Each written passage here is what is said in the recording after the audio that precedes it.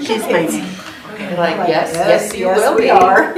Yes, you will be. Trust me. I said, we have 6 now, so. And he's like, perfect. Just give me that work. No. Minivan's the downfall of our civilization. No, I don't want to.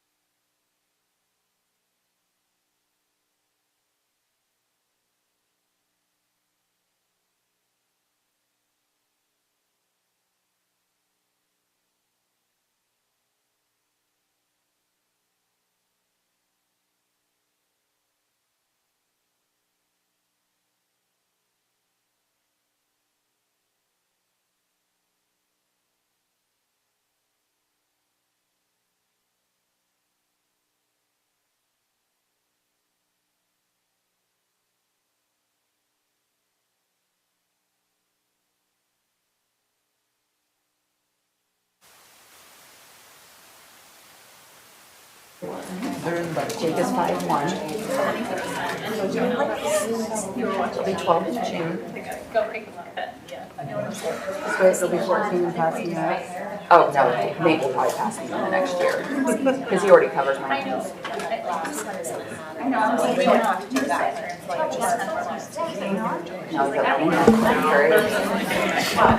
be 12 is written. We have numerous. I know you do. That is the short.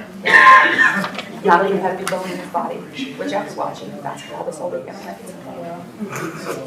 Like, I'm just like, I have parents and stressed out in the crowd. I'm like, it's okay. See, my mom was never stressed. She was just screaming at her face. And then eventually you get down to it.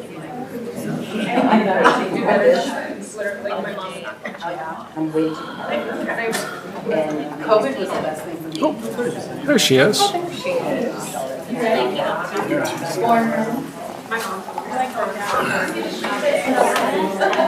ready? Okay. Good evening. We will call the meeting to order. This is the time and the place for the April 3rd, 2023 regular school board meeting. Welcome to those of you here joining us in person. Welcome to anybody tuning in via the live stream or watching later on.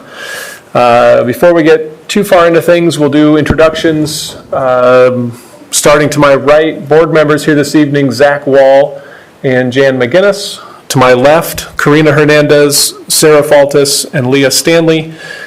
Seated here at the center table with me, Randy Denham, our board secretary, Dr. Theron Schutte, the superintendent of schools. I am Sean Heitman, and we have two of our student school board members here this evening, Yessenia Alvarez Zamora and Abraham Madrigal Farias.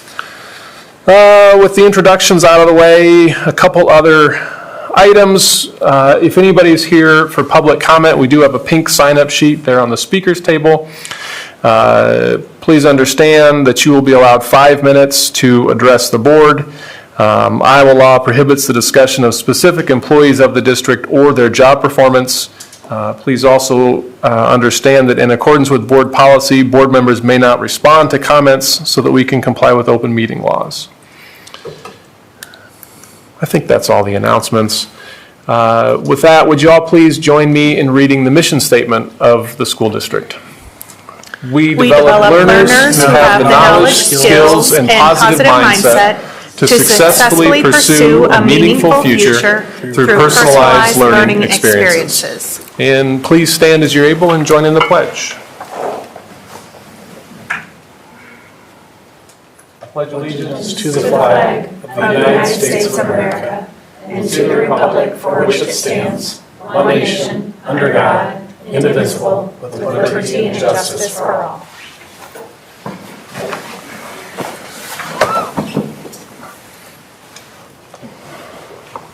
All right. Are there any changes to the agenda this evening? There are not. Okay. With that, we need a motion to approve the agenda. So moved. Second. Stanley Faltis, all in favor, say aye. Aye. Opposed, say no. Motion carries 6-0. So at the last school board meeting, as part of our student school board rep reports, Yessenia did an outstanding job talking about what a wonderful job our speech students did at the all-state competition. Being the humble person that she is, she neglected to mention that there's one special, really special recognition. So we've invited Mrs. Frohline to come and talk to us about that.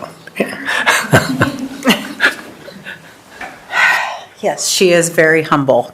I think it was a little surreal for her as well. So Yessenia approached me this year and said, you know what? I saw Andrea. I want to do something like that. What's that category? And so we started talking and we started writing.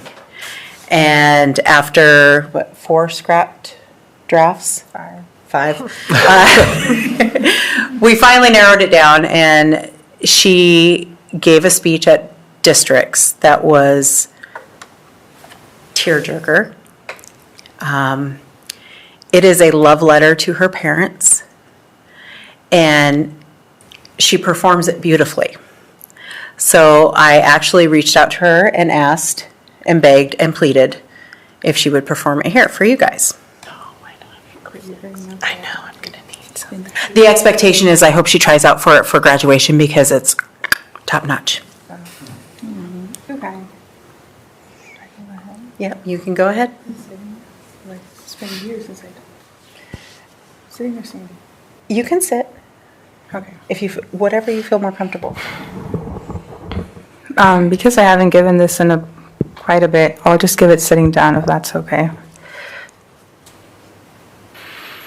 For this speech to kind of have its full effect, it's kind of written as a commencement speech.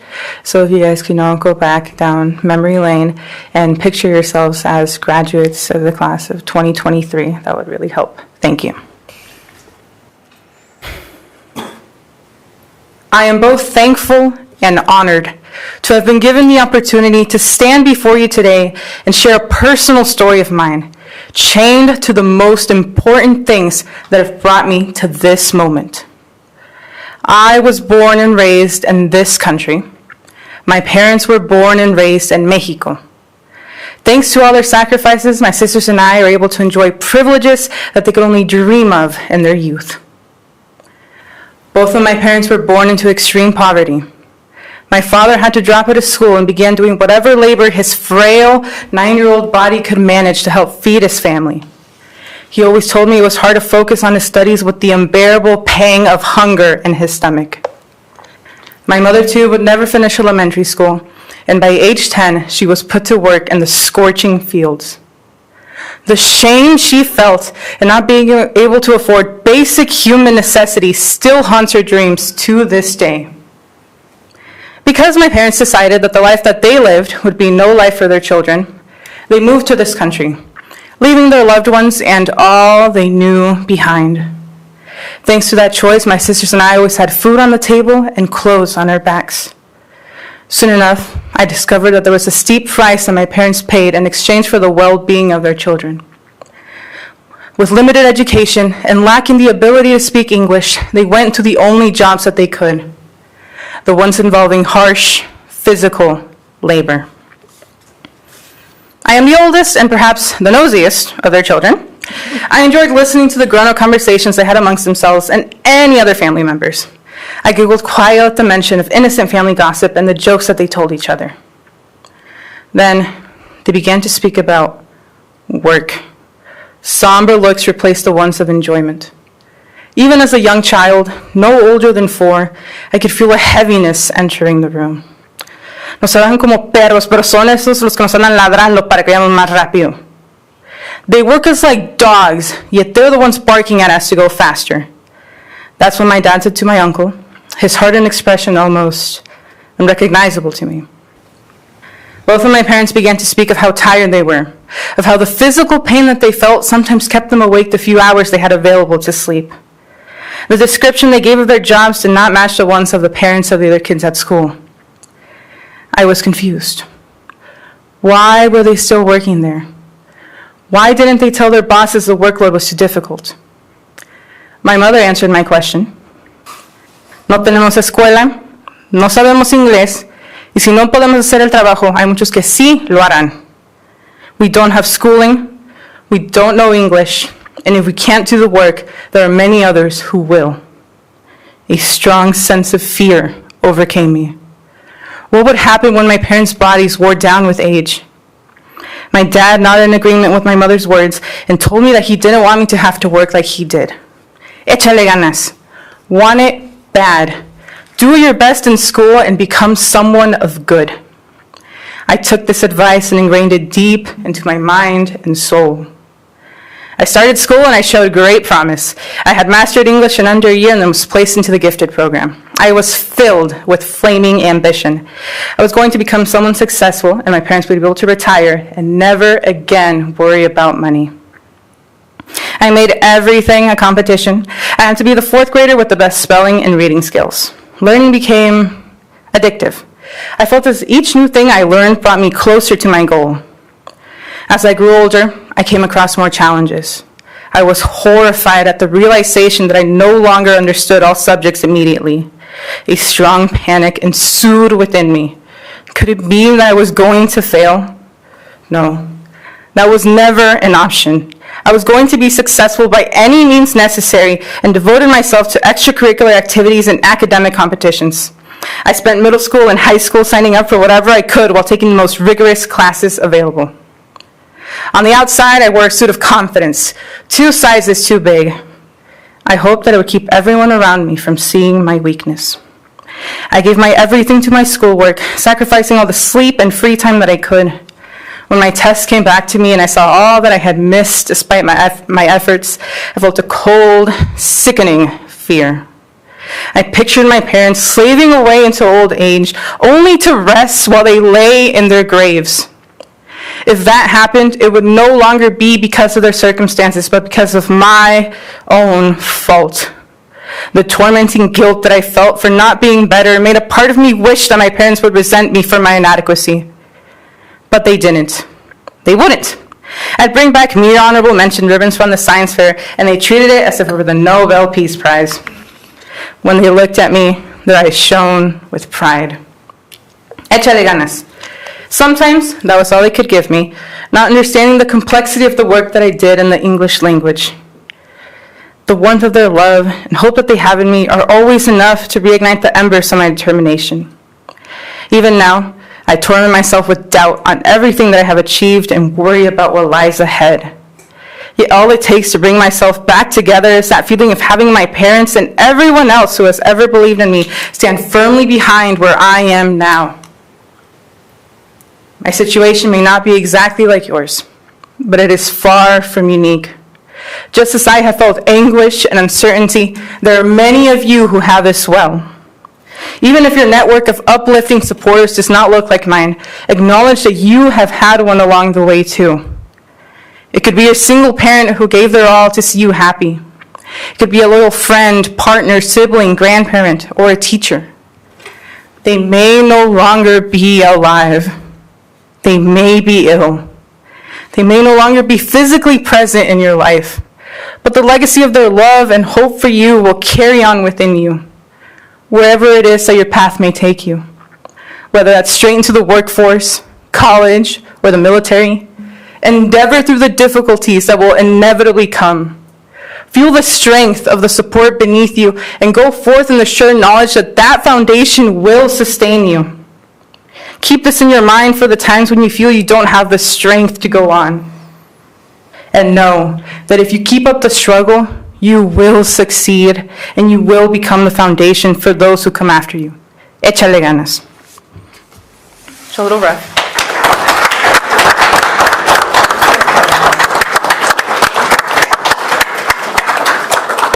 She did an excellent job representing our school at Allstate. She is a phenomenal speaker. Her imagery is complex, and it makes you think about her words as she speaks. Yeah,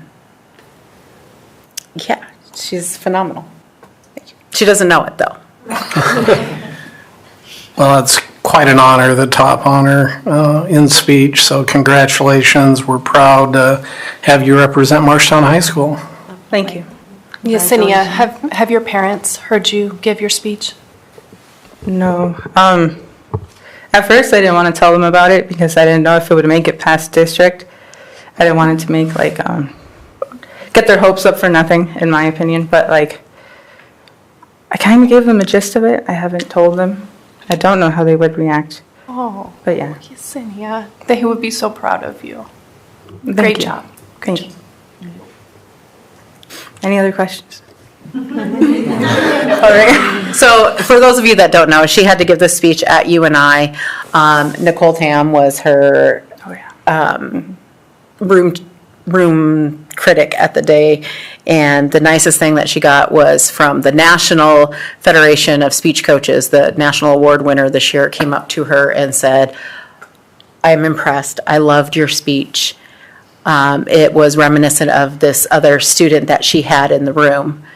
And Nicole Tam came up and said that as an immigrant, she really felt like it included her as well. And to get that recognition, I don't think Yessenia realized who she was talking to. She just kind of went, "Oh, okay, thanks," because that's Yessenia, and she just doesn't take it in. And Mr. Zamora and I had to pull her aside and go, that's the National Federation speech coach. She just won this big prestigious award today. And she's like, oh. So it was kind of lighthearted and funny, but true Yessenia fashion. We got there. She had to give her speech. Well, she had to go get her picture, get the banner, get the speech done. We jetted out of there because she had to be in class on time. And that was her deadline. And so, yeah, she's a great kid. She did a lot of the work by herself. Yes, thank you. I guess giving like an overall review on the experience, it's something very different. I'm very glad that the students here have a chance to participate in something like that. I try to connect the audience and who I'm talking to through my speech, because what I can see is really only what you show me and what you present yourselves as, like members of the board or listeners at home. What you really show the public doesn't show all like the difficulty that goes on within you and growing up and having those people that you really don't want to disappoint and just going on with that. And that was kind of the purpose of my speech, to give those people some spotlight in their mind and knowing that they aren't alone in their struggles. Yes. Good. So I don't know about you guys, but I'm encouraging for graduation. I don't know where you guys feel on that, but that's all I have. Thank you. Thank you very much. So another bit of news that was shared with us at the last board meeting was shared by Abraham, who told us about the fantastic effort and recognition that the MLA IJAG program have. So Monica, if you could come forward and your students that were involved in the project and tell us a little bit about it. We did see the meeting. Was it last meeting we got to see the video, or 2 meetings ago? Yeah, okay, yeah. So I can't follow just the sentence, but I'll make it short. Well, my students. Oh, hey, Monica, you got to use one of the microphones. Oh, Yeah. You can hold it. You can pick it up. okay. Yep. So my students, I'm here. I'll let them introduce themselves. They don't want to speak, so I guess I'll do the speaking for them. You guys already know me, but my name's Abraham Madrigal. I'm Eva Guzman. Gabby Martinez. And I'm Jenny Lopez. So for IJAG, they had to, they had to do different stages of involving themselves in a project. So they thought that it would be a good idea for them to do a video of what people actually think of MLA. So that was the video that they did.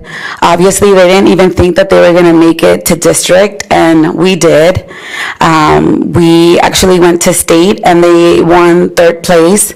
They weren't very happy with it because first place would go to Florida, and obviously we didn't. They really wanted to go to Florida, and just like Yessenia said, I mean, they didn't want to share with their parents that they won because they said that it was only 3rd place. I guess they didn't. I told them 3rd place is a good place, especially being our first year doing it at MLA, and I told them that it was my fault because it was my first year teaching IJAG, so I really didn't know the pros and the cons about the video, so I was like, it's my fault, next year we will take 1st place. So I told them, I won't take you to Florida, but maybe I could take you to the Y or my house, and we could do a pool party, but I am very happy for them that they did at least 1 3rd place, I told them, and it was, everybody when we got there at MLA were very happy. We posted pictures of them all through MLA so the kids would know, and for a lot of them it's actually being their first time competing in something, so I'm very happy for them.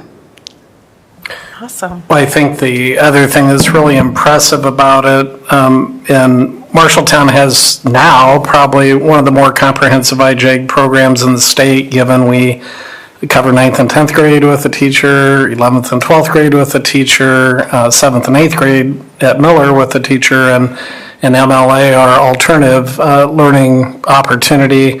And you, I believe from what I was told, you're the only alternative school that was competing against all those high schools, and you placed third, so that's phenomenal. Yeah, so I knew we were competing because I knew the schools that we were competing, so I told them, as long as we win Valley West, I will be very happy, and we did. So I was like, that's like first place for us, because I honestly thought that they were going to take it, and they didn't even win first place. They weren't even on the top. So I was like, as long as we win Valley West, I'm happy with it. So we did. So, yeah.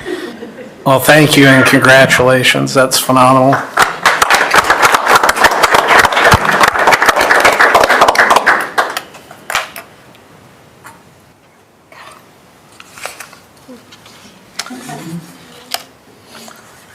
A few other things just to make note of for this week. April is Financial Literacy Month, so obviously that's close to our heart with what we'll hear later today with junior achievement and our implementation through K through 8, as well as within the high school for select programs, and of course with now the graduation requirement that all students currently have to meet. That's a big deal. And then it's also National Assistant Principals Week, so we celebrate our assistant principals across the district. It is tomorrow, School Librarian Day, so I'm very proud that Marshtown still places very high value in teacher librarians, and we have when fully staffed, able to be fully staffed, we have teacher librarians in every single one of our school buildings. And then on Wednesday, it's National Paraprofessional or Paraeducator Appreciation Week, and I think all of us here know how critically important those people are, and how important it is that we continue to work and figure out how we can fully staff that team of professionals across our district as well. Okay. Well, now is the time for the public hearing for the 2024 fiscal year certified budget. Anybody here who would like to give comment on that? Randy, any written comments received? No. Then I will close the public hearing on the 2024 fiscal year certified budget, and we will move on to the consent agenda. We have minutes from the March 20 regular board meeting and the March 27 special board meeting. Dr. Ryan, any items of note in personnel?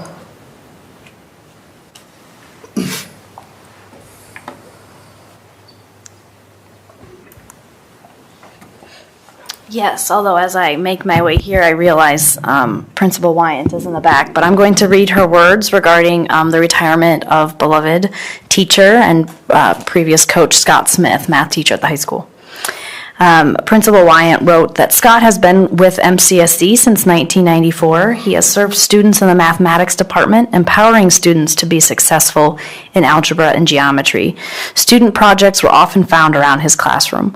Coach Smith is unbelievable when it comes to teaching young men the characteristics needed to be successful in all aspects of life, from teaching the core principles of being great husbands and fathers to understanding the importance of work ethic and how to treat people with respect. His faith is the center point of who he is, and it was evident in how he coached. He would emphasize that family, faith, and school all come before basketball. Coach Smith retired from basketball a few years ago, but his impact in the classroom and on the court remains with those students whom he touched. We thank him for his years of service with the district.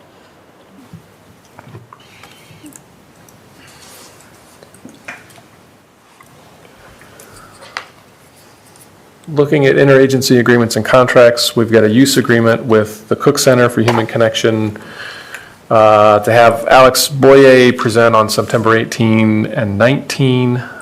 We've got the Can Do You in Control customer agreement for the curriculum approved last meeting, and Capturing Kids' Hearts service agreement to provide ongoing professional learning and coaching at Miller, MLA, MHS this summer. We've got multiple interagency special ed agreements. Questions about any of those agreements or contracts? Okay. Looking at open enrollments for the current school year, I think I counted 10, 5 in and 5 out. And then for the next school year, looks like 8 out. Randy, anything to note in bills? In the bill listing, you will see the final payment for the retainage for the Lenahan AV project for a little over $17,000. We got that final retainage contract from the vendor. Both Amy Harmson and Todd Goulding had signed off. That project is complete, and final payment is in your bill listing. And then in gifts, grants, and bequests, we do have a grant from Reading is Fundamental in the amount of $16,128 to purchase books for Bobcat University summer school students. Is there a motion to approve the consent agenda? So moved. Second. Wall, Hernandez, all in favor, say aye. Aye. Opposed, say no. Motion carries 6-0. Zach, I do see we've got a couple of names on the pink sheet.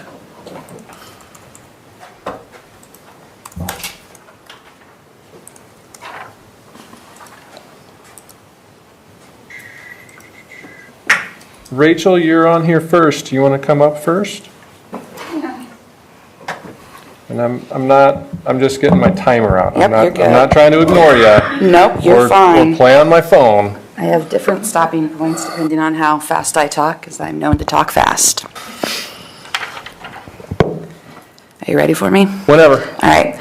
Good evening. My name is Rachel Loopy, and I am here as a parent of 2 current Marshtown Community School District students. I also happen to be a teacher at MHS, and I've been there for 22 years, but I am firmly taking that hat off this evening, and I am here as a parent. I'm very concerned. I, again, have 2 fifth graders at Lenahan Intermediate Up School. Up until this year, I would report that my husband and I have been very happy with the education that our children have received. They were at Woodbury Elementary in the bilingual program up until this year. I cannot sing the praises enough of the Woodbury program. I have encouraged multiple parents to put their children into that program. It is an amazing program, and it's awesome. When we started school, it was a little bit rocky because, you know, kids are rocky and that kind of thing. And my boys are not angels. I know that. They're sassy. They're often too smart and talkative for their own good. But they also know how to advocate for themselves. And they have had a lesson in advocating for themselves this year when they started attending Lenahan. It was a very rocky start at Lenahan. They went from a relatively small building where in their class they had less than 60 kids, and they went to Lenahan where there's over 350 students in just the 5th grade. They did stay in the Kramer's Corner, which is the bilingual wing, and that has been both good and bad. We were prepared for the bumps as they joined this larger group. However, we were unprepared for the lack of adequate staffing that results in too many areas that were not able to be supervised and monitored properly. We were not prepared for the amount of time that would be spent in transitions between rooms and areas of the building. We were not prepared for the amount of time and the movement where there were not enough eyes on the kids, not because of lack of trying, but because of lack of people in the building. These movements resulted in multiple instances of bullying, both verbal and physical, that were witnessed and experienced by my children. Again, my children are not innocent. They were not always innocent in it. We did not expect the behavioral changes in my sons that occurred that has caused significant issues within our family dynamic. We did not expect to have conversations with our sons about, quote, keeping their heads down and avoiding kids who are going to cause problems, or as my son Jake said, I have to act weirder than anybody else does, so they leave me alone. That's terrifying as a parent. My husband and I began requesting meetings in the fall to discuss our concerns. It was not until November when the situation boiled over and I removed my children from Lenahan Intermediate School. There had been panicked emails sent to me because the 504 plan was not being followed by a sub. My son was advocating for himself. It was amazing how quickly I got those meetings after I said my children would not be returning until I met with certain people. Fortunately, we were able to get those meetings done. I appreciate Matt and Shauna and the principals of Lenahan for meeting with my husband and I not once but twice. Things have gotten better for my sons, but it shouldn't have taken me threatening to take them out of school for things to get better for my sons. Since We had these meetings in November. My husband has met monthly with Mrs. Jurgensen regarding our concerns. Those have gone well for the most part, but again, it comes down to there's lots of unfilled positions. Linehan has gotten better, but there are still many improvements to be made. I commend Liz and the teachers there who are working hard to make a positive environment for all children. I have no issues with the people who are working at Linehan. I have issues with the lack of people to do the immense amount of work that is being done by too few people. We have got to do better as a school district of getting our buildings fully staffed. I appreciate the board approving the $15 minimum pay. That goes a ways, but it's still not going to be enough with things as they are. Linehan, good. Now, as for the chance of my children attending Miller Middle School, there's about a 10% chance that is going to happen. I had hope before the Miller Middle School presentation started at the previous board meeting. After the Seeberger letter was read, I had more hope, and then the presentation began. The issues that were brought up seemed to be, in my opinion, discounted and not given the weight that they deserved. As a person who has lived in this community since the fall of 2001, I have witnessed the decline of Miller, in particular since the academic school in need of assistance was granted in about 2009. The culture and climate of Miller has been an issue for a very, very long time, and no true changes have been made. Again, there's a lack of staffing and too much time where there are simply not enough eyes. I have friends and acquaintances who work at Miller. I firmly believe the teachers are doing the very best that they can. I do not have problems with the teachers. As a parent, I honestly do not care what is happening in the rest of the country, as was cited multiple times by evidence of studies and so on. I care about what's happening in Marshtown, Iowa, and in Marshtown Community School Districts. I care about what's happening in our kids' classrooms, and it needs to change. I'm done. That's time. I'll be back next time to finish, because there's a whole bunch more. Please. Thank you. Donna.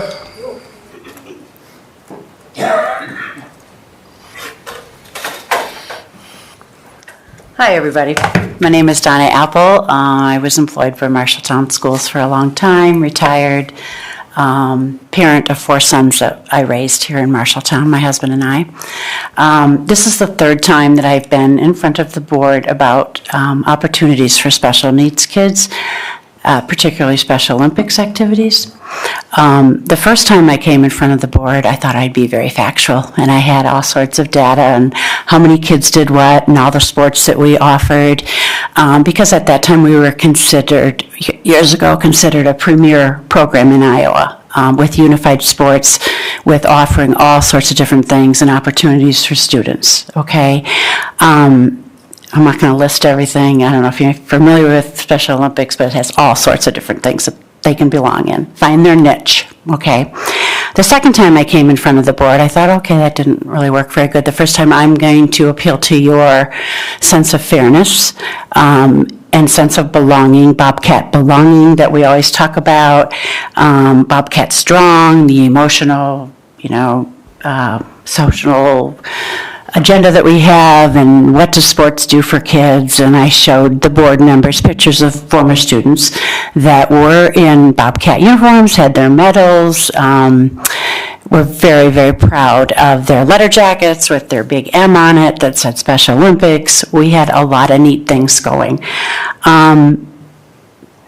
The third time is today.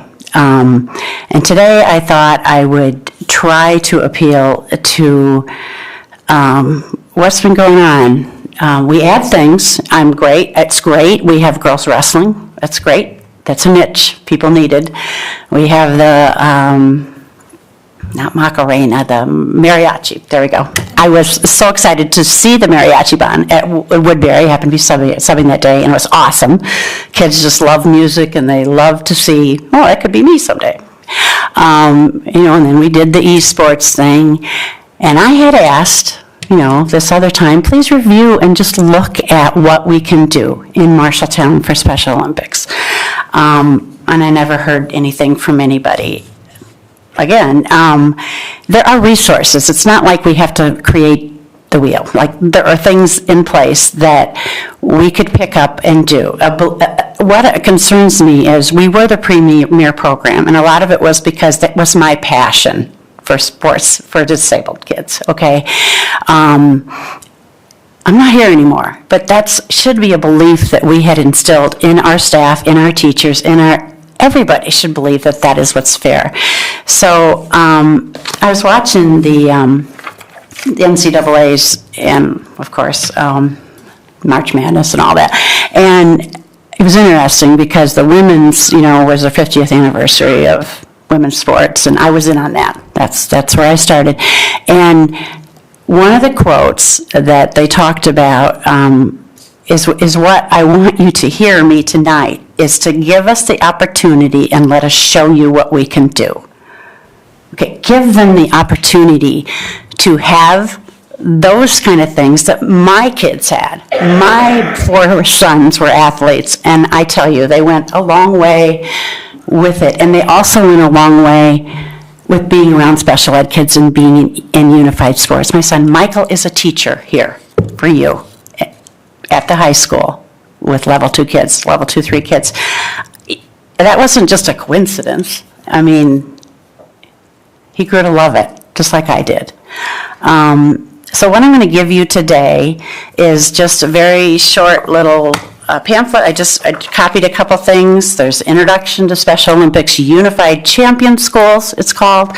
It shows what a champion school does, supported by the state, okay? And then there's Unified Sports, which is what the direction I feel we really, really should go back to. And that is what we did before, where we have 2 bowlers that are gen ed and 2 bowlers that are special ed. And they compete together, and it's amazing. And it always was amazing. Just so many cool opportunities for all kids. And then the third one was a little bit about, that one of my PE teachers in the district had found about, doing, it's called Unified Physical Education Resources. So there's resources. It's not like this is something new. So I'm going to leave these with you. And I just really hope, this time of year, it brings to me April, the first weekend in April was always our swim meet and our track meet at the high school. And it was always the best, watching my kids swim and then look up at this, how high it is at the pool. You look up and there'd be those parents. They didn't need bleachers because they were flying. They were so proud of their kids. I mean, they were just. Donna? Yeah, done. That's time. I'm done. Okay, I made it. Okay, I'm just going to hand out this thing. So I have a friend and a teacher at the high school that's going to come up now. Thank you. Maddie? Is that you? Okay. Thank you. I don't love speaking in front of people, so give me some grace, please. Is that 1 or 2? I think it's 1. Nope, it's 2. It's 2. It's 2. Okay, thank you. All right, my name is Maddie Sodders, and I've been teaching students with significant disabilities for about 4 years. During this time, I've had the privilege to work with some pretty amazing kids. They work really hard, they have a lot of fun, and they do their best every single day. And I can honestly say it's super refreshing to work with students who truly love coming to school. These students want more than anything to participate in activities like any other high school student. My students are unable to participate in extracurricular activities for a few reasons. 1, their unique abilities kind of hinder them. 2, coaches are a little too nervous or uncomfortable to work with them. And 3, my students are uncomfortable participating with the general ed population. My students are keenly aware that they are different. They go to classes in a separate hallway with limited interaction with the general population of students.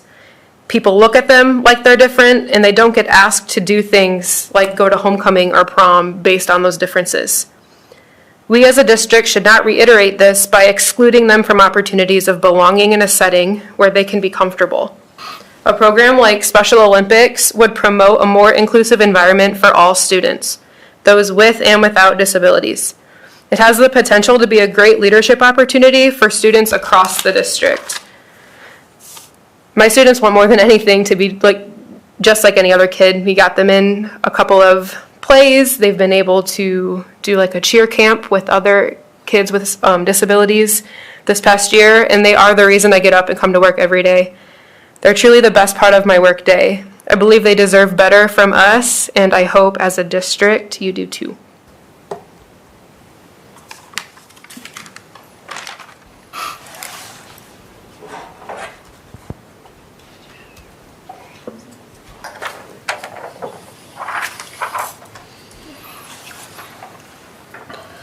Ronnie, I don't know how many of these people are with you, but I suspect a lot of them. Every one of them. All right, bring them all up.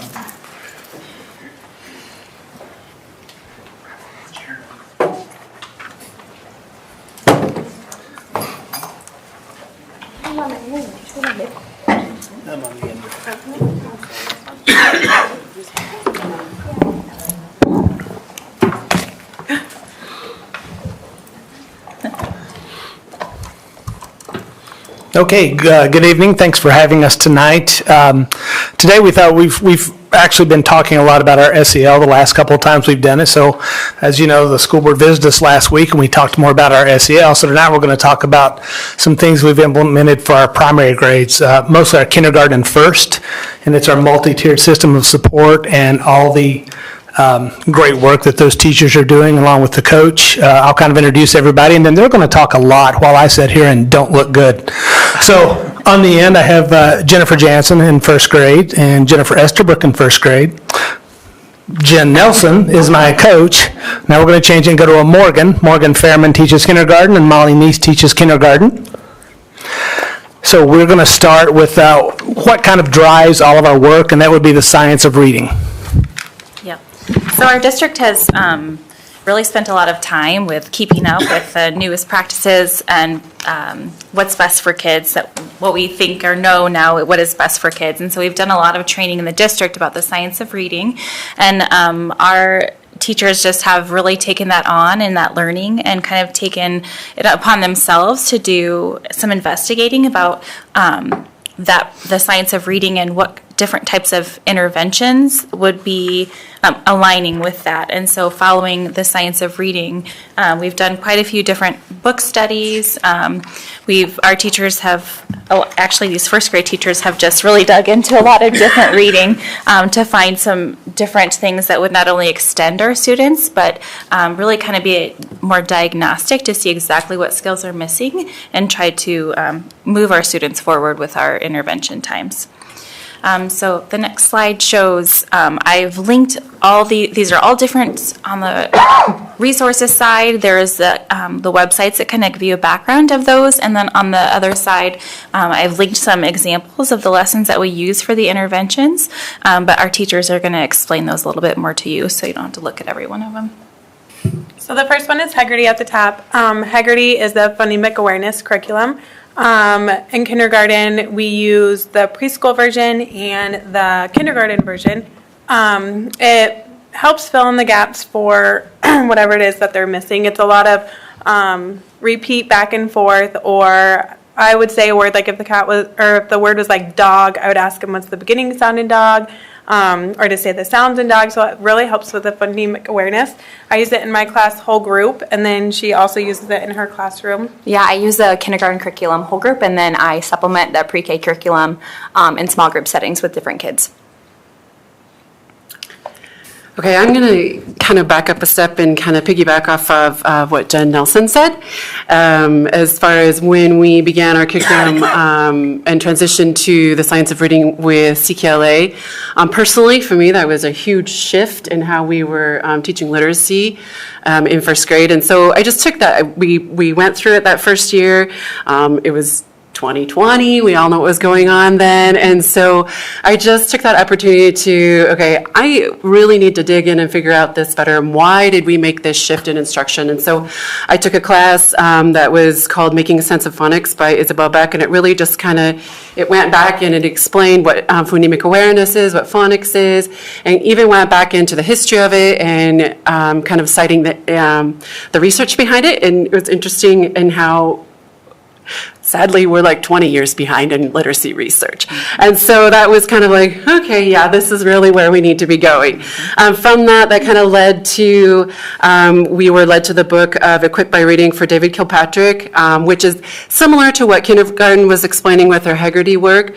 And it is the phonemic awareness, looking at the phonological awareness, and just helping students understand the sounds of the words that they are reading. And before we can read, we have to know the sounds. And especially with our ELL students, this is an example of what you might do. And even as an adult, you might find this is a bit challenging. So if I say birthday, and I say to the students, say birthday, And they say birthday, and I say, okay, now say birthday, but don't say birth. And they have to say day. Now that seems pretty simple, but we continue that, and that's on the syllable level, and then we go on to the onset and rhyme and so on, and they're manipulating the sounds within words. So once students are able to do that, that leads into that fluent word recognition, which we talk a lot about orthographic mapping, that they have to be able to map a word before they read words. Then we started seeing a lot about this idea of a sound wall. Now I'd heard of word walls, but they talked more and more about sound walls. And so that just kind of, we had to dig in more and learn about, okay, what is a sound wall? So that led me to Louisa Cook-Moats, her book of Speech to Print. And my background is ELL, so I have taken a class in linguistics and phonology, and so I was digging out those old books to just, now I see why I needed to learn that about linguistics. And we went and we're starting to, as teachers, understanding how are kids making sounds in their mouths, and then actually teaching that to the kids. And so we created a sound wall. Ronnie's, you have this. We have a sound wall, like a physical sound wall in the classrooms that we teach from. There's the consonant wall and then the vowel wall. And interestingly, if you just look at the vowel wall, and I think it shows us something that we don't realize, but if you start with double E and go through the vowels and put your hand under your chin and just feel your chin drop as you go down and then go back up. And we teach that to the kids. And often, especially with some of our ELO kids, they don't discriminate the different phonemes with the vowels. So this just helps to hit that home. And then on the consonant side of it, we're talking about the place of articulation. Where in your mouth are you making those sounds? A lot of times students confuse the B and D phonemes, and so we talk about where the N and the M, and where is your tongue? Is your tongue on the top of your mouth? Is your tongue on your teeth or on the bottom of your mouth? And just helping them to distinguish those differences. And we give them a mirror, and they look at their mouth, and they see where is the place of articulation. So getting our heads wrapped around that. And I have kind of a timeline. So that was 2020. Now we're into 2021. So then we found an intervention, and Jennifer will explain that a little bit. But an intervention called differentiated reading, and that's kind of the big overall piece that I feel has really helped to help first grade go along. But some things that we had noticed as we had worked with CKLA, differentiated reading can go in and fill those gaps. It provided differentiated intervention for all students at all levels for every day. There's progress monitoring, there's materials that are very easy to plan, and then when we have that push-in staff that comes to help support those times throughout the day, we can easily give them those materials so that they can teach and help support that same thing. Just more hands gets our group smaller, and we can provide more support. Okay, and then another book that we hit on was Uncovering the Logic of English. I think that was just more to help us get our heads wrapped around this idea of the linguistics and phonology of the sounds. And then as we had played and messed around with this enough on our own, last summer, Ronnie got us training with Tools for Reading by Dr. Mary Dahlgren, and that helped us to understand the idea of sound walls, but then also gave us the tools to actually teach it and to teach it well. So with all those different pieces, along with the CKLA piece, I feel is where we're seeing some of the success. And I'll let Jennifer explain the intervention that we have daily. Okay, so this would be the next slide. So you're going to look at what would be an example of our data from our differentiated reading instruction that we give daily. So I thought I would just go over what exactly that looks like. So it's 20 minutes. Every one of the first graders gets into a group that matches where they are with their phonics development. So 5 of those minutes are spent on David Kilpatrick's work with phonemic awareness. We start there. And then at the beginning of the year, each student is given a placement test just to see which phonics they can read on their own. It is real words and then nonsense words. And then it leads you to where that means where they should start. So they can start clear back to doing some more phonemic awareness. They could do alphabetic letter knowledge, some things that are more kindergarten, or they could go clear up into multi-syllable words, and then multi-syllable words where they are reading and going over some morphology. Where did that word come from, and why do we say it like that? So we had that whole gamut this year. So from the alphabetic knowledge to the multisyllabic groups. So each one of them gets to be at their own level and gets to move on that way. Then we have practice each day. So this consists of then after the 5 minutes, they have practice of the phonics that they're learning, either a digraph and a blend, or a vowel consonant E, or a vowel team, whatever they're learning. And then most of those interventions, and you see them across the top here, most of them are 6 weeks. They have 30 lessons apiece, and then we reassess. Were they able to more master that part? So this can then both be an intervention for those kids, but it could also be an extension, because multisyllabic is not what we teach you normally in first grade. So then we take that assessment again, and then we move them on to the next thing. The best part about differentiated reading instruction is it goes right along with CKLA. So they're either previewing something we haven't taught in CKLA, or they're reviewing something that we've taught in CKLA, and maybe they didn't quite get it in that amount of time. They just needed a little more time to get that. We really feel like this has helped with our FAST scores, that they are reading better and that they have more sight word knowledge, giving the orthographic mapping, giving from Dr. Kilpatrick, and then this intervention with differentiated reading instruction, giving them, if they didn't quite get it in CKLA, they get it again, or if that's something they already knew, we can move them on. So it gives them that we can reteach and then extend at the same time. And first grade shared DRI with us last year, and we kind of dabbled in it in kindergarten. This year, we kind of hit the ground running. We have kids in CBC groups, in blends and digraphs, in R-controlled vowels, and I have a student in multisyllabic words and reading chapter books. And we don't even teach our controlled vowels in kindergarten. So we have a handful of students that are already making their way using this curriculum, our instruction. And just to explain too that what you're looking at, I just took off all the student names. So each row is a student, and then they add the date once they've passed that particular assessment and are moved on then. Sorry, I should have put that on that column to explain that. And then that's easily shared with second. When second gets them, they can easily see what they've done and where they were at. So most of your students have gone through our controlled vowels on this? Yes. I was wondering, because I looked at it, I'm not sure. Yeah, most of them have been through there. The majority are in vowel consonant E and vowel teams and multisyllabic right now. We have just a few who are still reteaching some digraphs and blends and some R controls. If I'm looking at like my classroom right now is in the blends and digraphs or the R controlled. I don't have anyone before. So with skills, they really learn those letter sounds quickly and the digraphs, and now they're just reading the words. So it's basically just practicing blending now, reading those words. So like your digraphs and blends would be a short vowels only, but you would extend the number of letter sounds per word, the number of phonemes in the word, so that they can make larger words. And I just took some time to kind of reflect on what we've been noticing with DRI, and to kind of piggyback off what Morgan is saying. That's, as the first grade side of it, we're noticing that they're sending us up more kids that are ready to, like, they're done with the kindergarten intervention side of it. And each year, we get more and more kids like that. And just for some perspective, like last year at this time, we had 4 students in the multisyllabic level, where now we have 3 groups, so like 15 kids in that level, and they've been there since January. And then just overall, like 81% of our kids are at least on grade level intervention. So, and the multisyllabic shows them different syllable types, and so it's a much longer intervention. I think that one is 18 weeks because you go through all the various syllable types that they could do. And introduces them to. You're starting to use chapter books, so you're using realistic text. It's no longer decodable text, which matches more with our FAST assessments. And then you do talk about comprehension with that, and they get very excited because they're reading chapter books. So, yeah.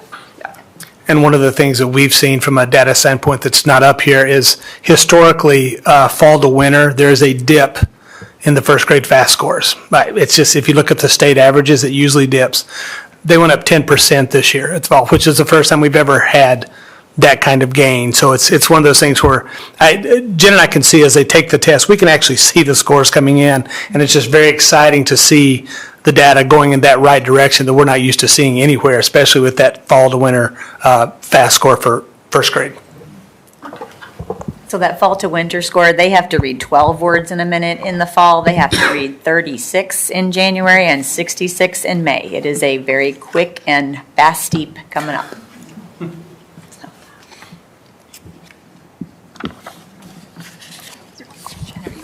Okay, so I'm good. Okay, so this is just an image of our data from the Really Great Reading grouping matrix. So Really Great Reading is the intervention that's we use it in special ed. We also use it in our district for Title I, and then some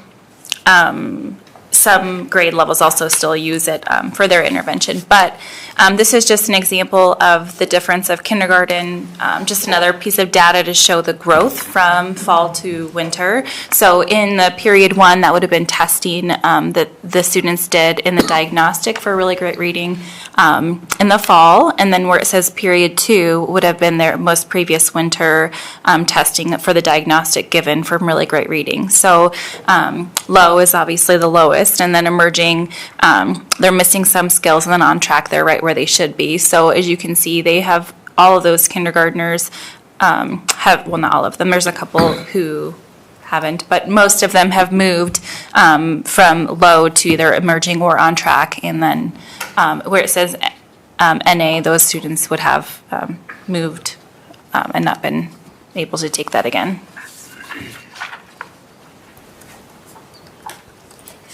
And then this is just more data, so you can see it's still Really Great Reading data. It's a different diagnostic given, though, to first grade. You can see the period 1 and period 2, those are their raw scores, but then you can also see the percentage of growth that those students have made. This shows just with all the interventions they're doing in their classroom with their teacher, and then also with Title and with CKLA instruction, their gains are just really looking phenomenal. And then second grade, again, there's more data. Their second grade is also using this DRI with their students. Kind of our whole building has been on board now because we're seeing so much growth with our students. So again, just more examples of that period 1 to period 2 gain from our students. I promise we're not trying to kill you with data, but it's just too good not to share. So I shared with what first grade had done fall to winter fast a few minutes ago. This is our 2 kindergarten classrooms. So the upper left-hand corner, as you're looking at it, shows our fall and winter scores. You'll see in the fall, 27% of our kids were considered high risk in this classroom, and now none are. The class went from benchmark at 32% to 87%. And in this class, for the fall to winter growth, 100% of the kids either met or exceeded the growth. 77% of the kids were considered accelerated growth in that class from fall to winter. In the second class, we went from 55% intensive to 17, and went from 18% to 78% at benchmark. 82% of the kids met or exceeded growth, with 73% of those accelerated growth. Expected growth in kindergarten is still pretty high. It's 18 points. One of the classes, the median was 25. The other one, the median was 27. So vast majority, and again, this is all for the foundation that kindergarten and first have implemented over the last 2 or 3 years. It's not been a quick fix, but it's definitely a fix, and it's something that we needed, that we're starting to see improvements already going into second grade. And with that, thank you, and questions? How is the work carrying on through second, third, and fourth? Because obviously, that's of critical importance. Well, what we're doing right now, our first thought, and I guess it's probably been 4 years ago, as vertical teams, we started meeting and talking about gaps that we were seeing. And this was actually before we really got into the science of reading work. So once we started getting into it, we knew that foundationally we needed to really get that firm foundation for everybody to build on. So we kind of started there. But even our third and fourth grade are now using DRI. There's actually a different set. It's not the same DRI as they have. There's actually a 4 through 6 version that they're also starting to use that we're actually seeing gains in now. I can tell you that, and this is one of those things where you wish you could use names because it's so awesome. We had a student that started our year with 23 words a minute. that he came from out of state, that he joined us. He tested today and he was at 118 words a minute. And that kind of growth, that's a 500% growth from a child who came to us who couldn't read a book.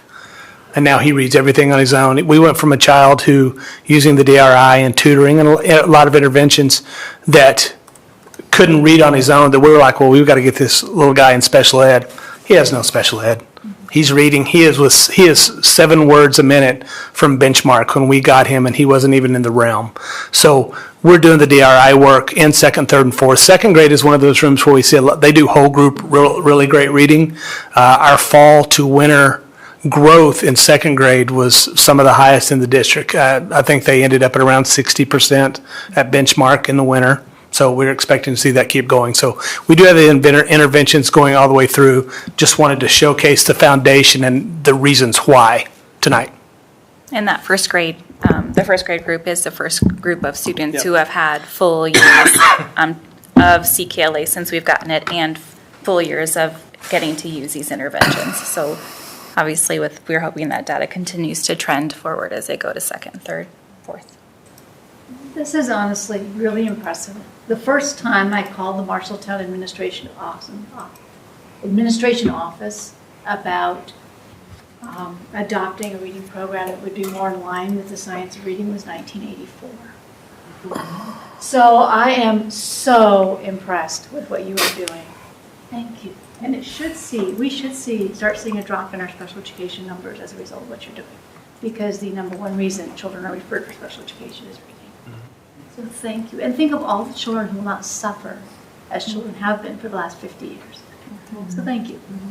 Do you find that the data that you collect is contributing towards, what we've been learning with accelerated learning, and how do you have to take that tier 1 instruction and recalibrate it based on what it appears to be the needs of students, and particularly I would think as they transition from first to second to third to fourth, that would be pretty important.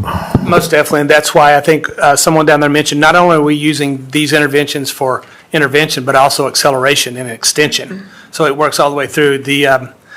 We had the slide up with what first grade was doing and having the kids estimate how many kids were in those top, at this point in time, go back to one more, there you go. Vowel consonant E vowel teams without multisyllabic last year at this time.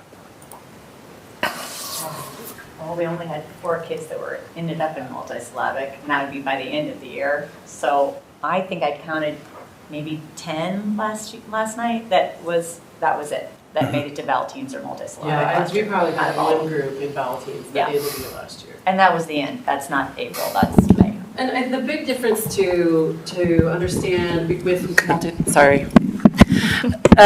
big difference with multisyllabic between what core is all decodable text. So when you have those high achieving readers in decodable text all of the time, then when you put them in this intervention, it's no longer decodable. It's real text. And so they have to use what the multisyllabic strategies, which we're teaching in the intervention, the core does not teach that because it's beyond first grade level. And so at the beginning of the year, we had 4 kids, which are all XLP kids. Sure. But now we have 15 kids. So those, including those XLP kids, but the additional students, just, your traditional learners. And so, I don't know, to me, that's very exciting. Yeah. And where I see what you're talking about, which is differentiated reading intervention, using that as your supplement to your core program, that has really been the missing link for probably the last 30 years, because you said you're 20 years. Yeah. So it really is. And that's the thing that we notice with the core is, well, yes, and even with the core, with CKLA, you're not reading every day. And that's what I struggled with as a teacher, is I didn't have kids in text every day. And so that was missing to me. And so we went back, and not only did we find an intervention where we could have kids reading in text every day, but they were reading at their level. So they were having success, and they were able to show growth at their own reading level, which was appropriate for what they needed, and then they could continue to grow. It's silly to put a text in front of them if they can't read it and expect them to grow. And so here, with these different, the initial assessments, we could place them where it was appropriate and then continue to monitor that and progress them as was appropriate for them. And so, Reading connected text every day. Yeah. Every day. yes, yeah, every student, so yeah. And so then, like, say in core, if we've already taught art control, but we've got these kids are still learning their letter names and letter sounds, they're not ready to learn art control. Well, 2-3 months later, they've progressed through those different levels and they are ready, and so now they are going to get to learn art control, even though we've passed that in core. So there's still, with this intervention, we're able to continue to fill those gaps. So, yeah, yep. Well, I think this gives them the confidence that they say, I can read, because they do, right? They read connected text every day. So it's not something where they can say, oh, I can't do that. No, they know they can because they do it every single day. They're having some success every day. Yes. That's amazing. Any other questions? No, it's awesome. I Yeah. love to see how excited everyone is. We are. That's Very good. It's been a long time coming. Yes. Teachers always want to do what's best Thank you. for kids. Thank Now you. we feel like we know what to do. Yes.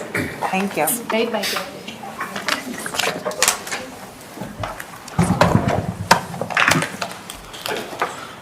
You guys ready?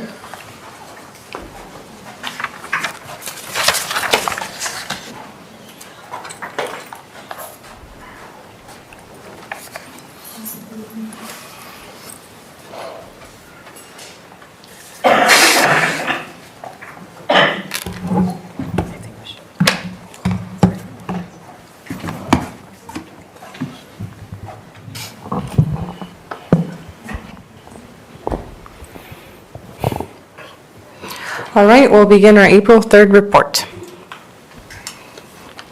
And I'll start us off with Marshalltown High School, the Extended Learning Program activity. I'm actually leaving a couple of things out. It's been very busy this past March, but I'll give you some of the highlights. So first of all, Envirothon, I believe I've mentioned some of their activity before. They're a conservationist type group. They do a lot of learning in aquatics, wildlife, forestry, and they had their kind of regional competition as of late, and both Marshalltown High School teams have qualified for a state competition. Word is that if you win, the states go to nationals. That's in New Brunswick, Canada, so tensions are high to get up there. Menacing Monarchs, they tied for second place, and the Mud Puppies are in the 13th place. The top 15 are usually the ones selected to go on, and the state contest is April 24th in Clive at Jester Park. Okay. So I believe I've also mentioned National History Day before. We just had district competition at Central College. This has been the first in-person district competition in a couple of years due to COVID. There were more than 30 students who competed on behalf of Marshalltown High School, including Lenahan, Miller, and high school students, so it's very impressive. All project categories were represented, so there's individual and group documentaries, exhibits, performances, papers, and all projects from Marshalltown High School qualified for states. And we had 2 Miller projects that advanced to states as well.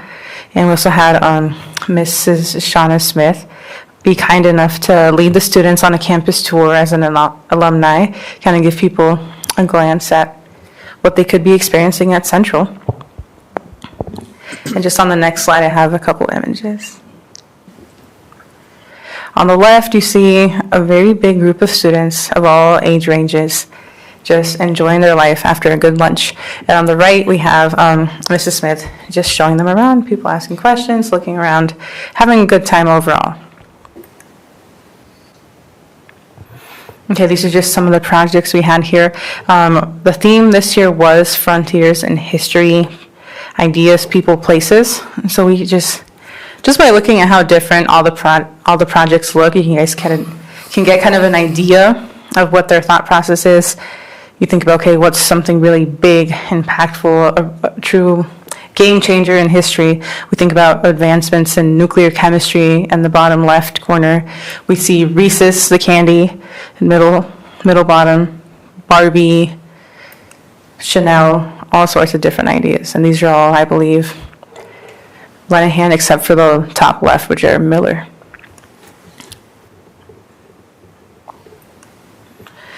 And as I mentioned, we had all those people move on to states, so make sure to wish them a lot of luck. Those are also on April 24th, so it'll be busy, busy that day. And I chose to interview a couple students just right after my partner and I were done presenting our exhibit.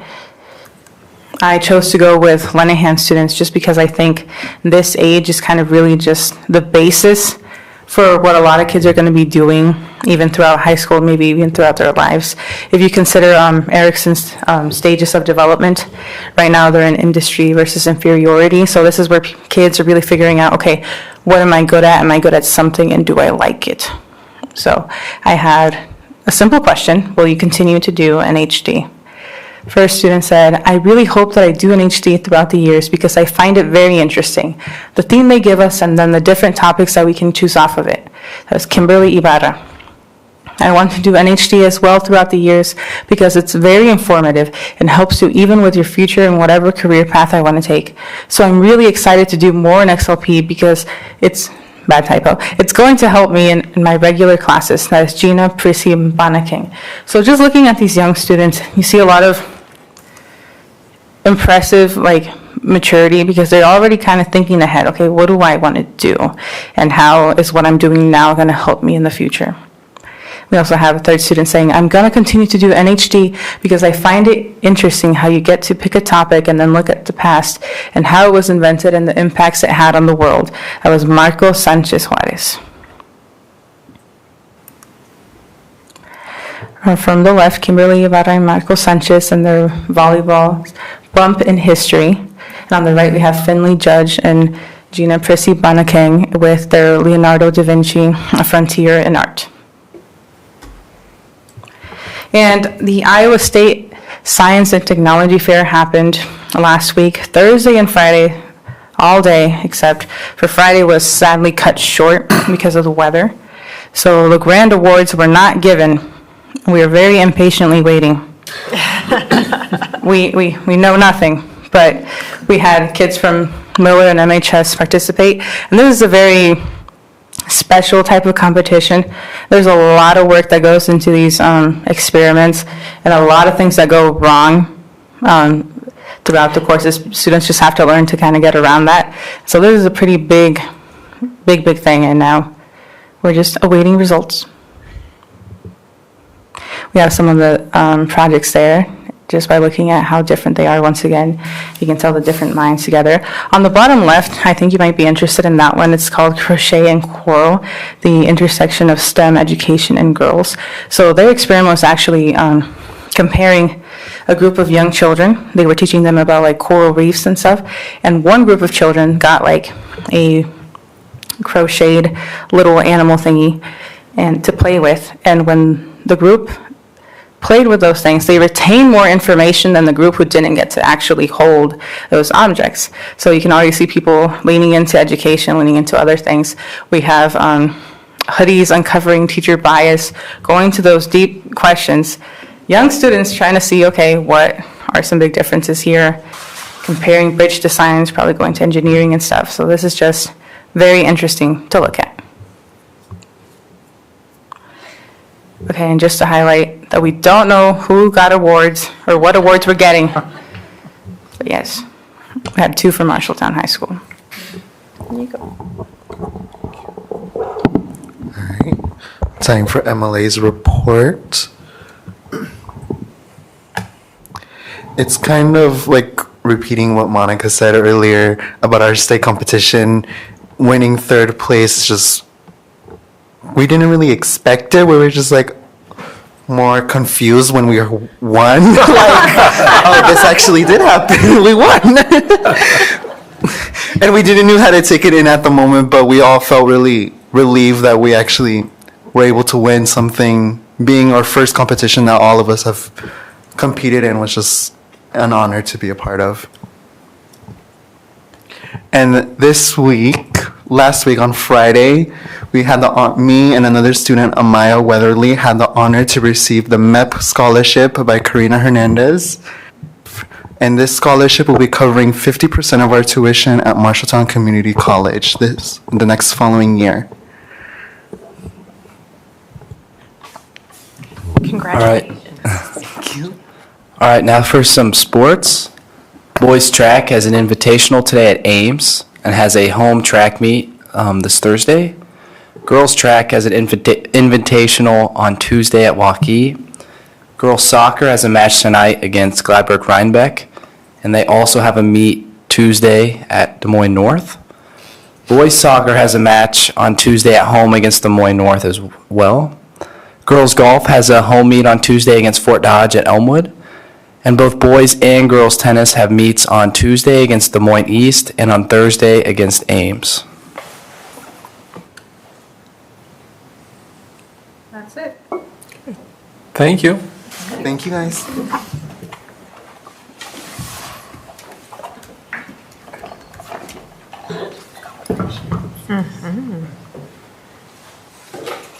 I like how they're showcasing lots of different types of competitions, like the last group didn't do that, so this is nice. I like it. Yep, come on up, Dan.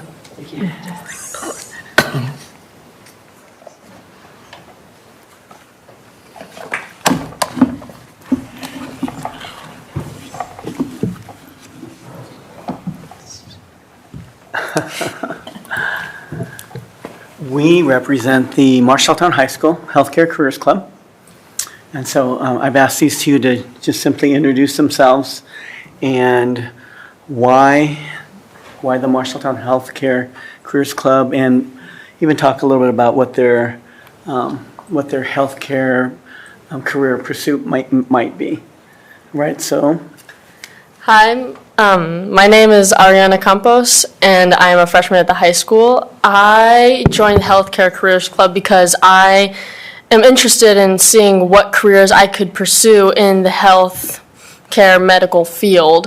And the career that I have, well, I've thought about it. I've thought about biomedical engineering, so this club has helped me see more about what that career offers. Hi, I'm a senior at MHS. After high school, I plan on studying radiology, and I've been in the health club since my start of junior year, and I've been going since. And because of the health club, the reason I'm doing radiology is because of the health club.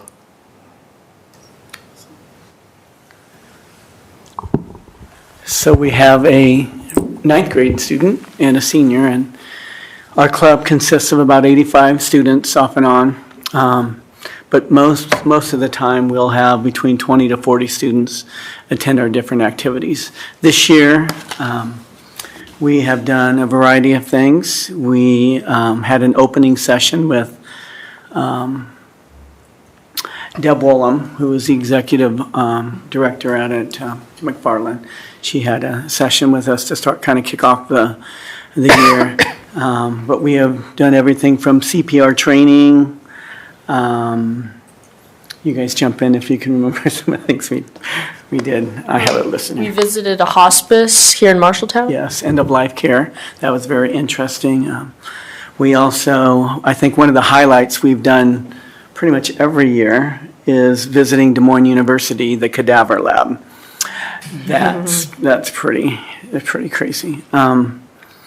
We also have a trip planned at the end of the year still to the University of Iowa hospitals. I don't know if you know this, but the University of Iowa hospitals rank in the top 5 in the world regarding the work that they do, the outcomes they have with the neonate, with the premature babies. So we're going to spend some time there coming up the beginning of May. We'll have a session with them. So we're excited about that. But we are here actually hoping that we can get approval. We have another day, a trip planned at the Mayo Clinic in Rochester, Minnesota on May 11th. And I believe you have received an information sheet regarding that. We will depart Marshalltown High School after school or near the end of the day on May 11th. And we have a couple of vans we're going to rent and head up to Rochester, spend the night in a hotel. and the Mayo Clinic staff, and her name is Jolene, has worked well with us, but they have a day pretty much planned for us in the areas of sonography, histology, and pharmacy tech. Some specific areas that our kids have shown interest in, and they're going to provide some activities for us. After we're done there, we will head off to Bloomington, and we got in contact with a Northwestern Health Science University. It's a school that I had not heard of, but we were looking at different alternative forms of healthcare, which would include acupuncture and Chinese medicine and even massage therapy. So we're going to spend a couple, 2 to 3 hours with them later on in that evening. They really have done a wonderful job of creating an experience for us. And then we will finish up that evening in a hotel, hanging out, going swimming, enjoying the night together. And then the next day, we'll spend some time at the Mall of America and then head home. So, we're here today to ask for approval for this out-of-state trip. Are there any questions? It looks like you guys have raised all the funds already. Yes, we do have we have one more fundraiser that we're going to do a silent auction. Right. So we'll hold that out at our school, but we are right at, I believe the total cost is about $3,500. We are actually right there now, so we'll raise a little bit more. Yeah. Do you have a transition plan for who's going to take over this club? Stop, Dr. Shooty. I have enjoyed so much this club. About 12 years ago, my wife works at Blank Children's Hospital. She's a neonatal nurse practitioner. So I was able to take students out there 12 years or so, and then just that interest has built, and I do see, just to share some things, a transition. In the beginning, it was really all about career exploration and giving kids all these experiences. But it seems like we're now needing to move into more of getting kids into those programs, certification programs at age 17. We have a couple of kids who are going to join the EMT program out it's going to be here in Marshalltown, and just some other opportunities where the exploration is good, but the need for healthcare people, even at age 17, they are really seeking quality students who are prepared to take that next step. And I think that we are there with many of our students at Marshalltown High School. We need a motion to approve the Healthcare Careers Club out-of-state travel to the Mayo Clinic and Northwestern Health Sciences University from May 11th through the 13th as presented. So moved. Second. McGinnis, Faltus. All in favor, say aye. Aye. Opposed, say no. Motion carries 6-0. Have a good trip. Awesome. Thank you, guys.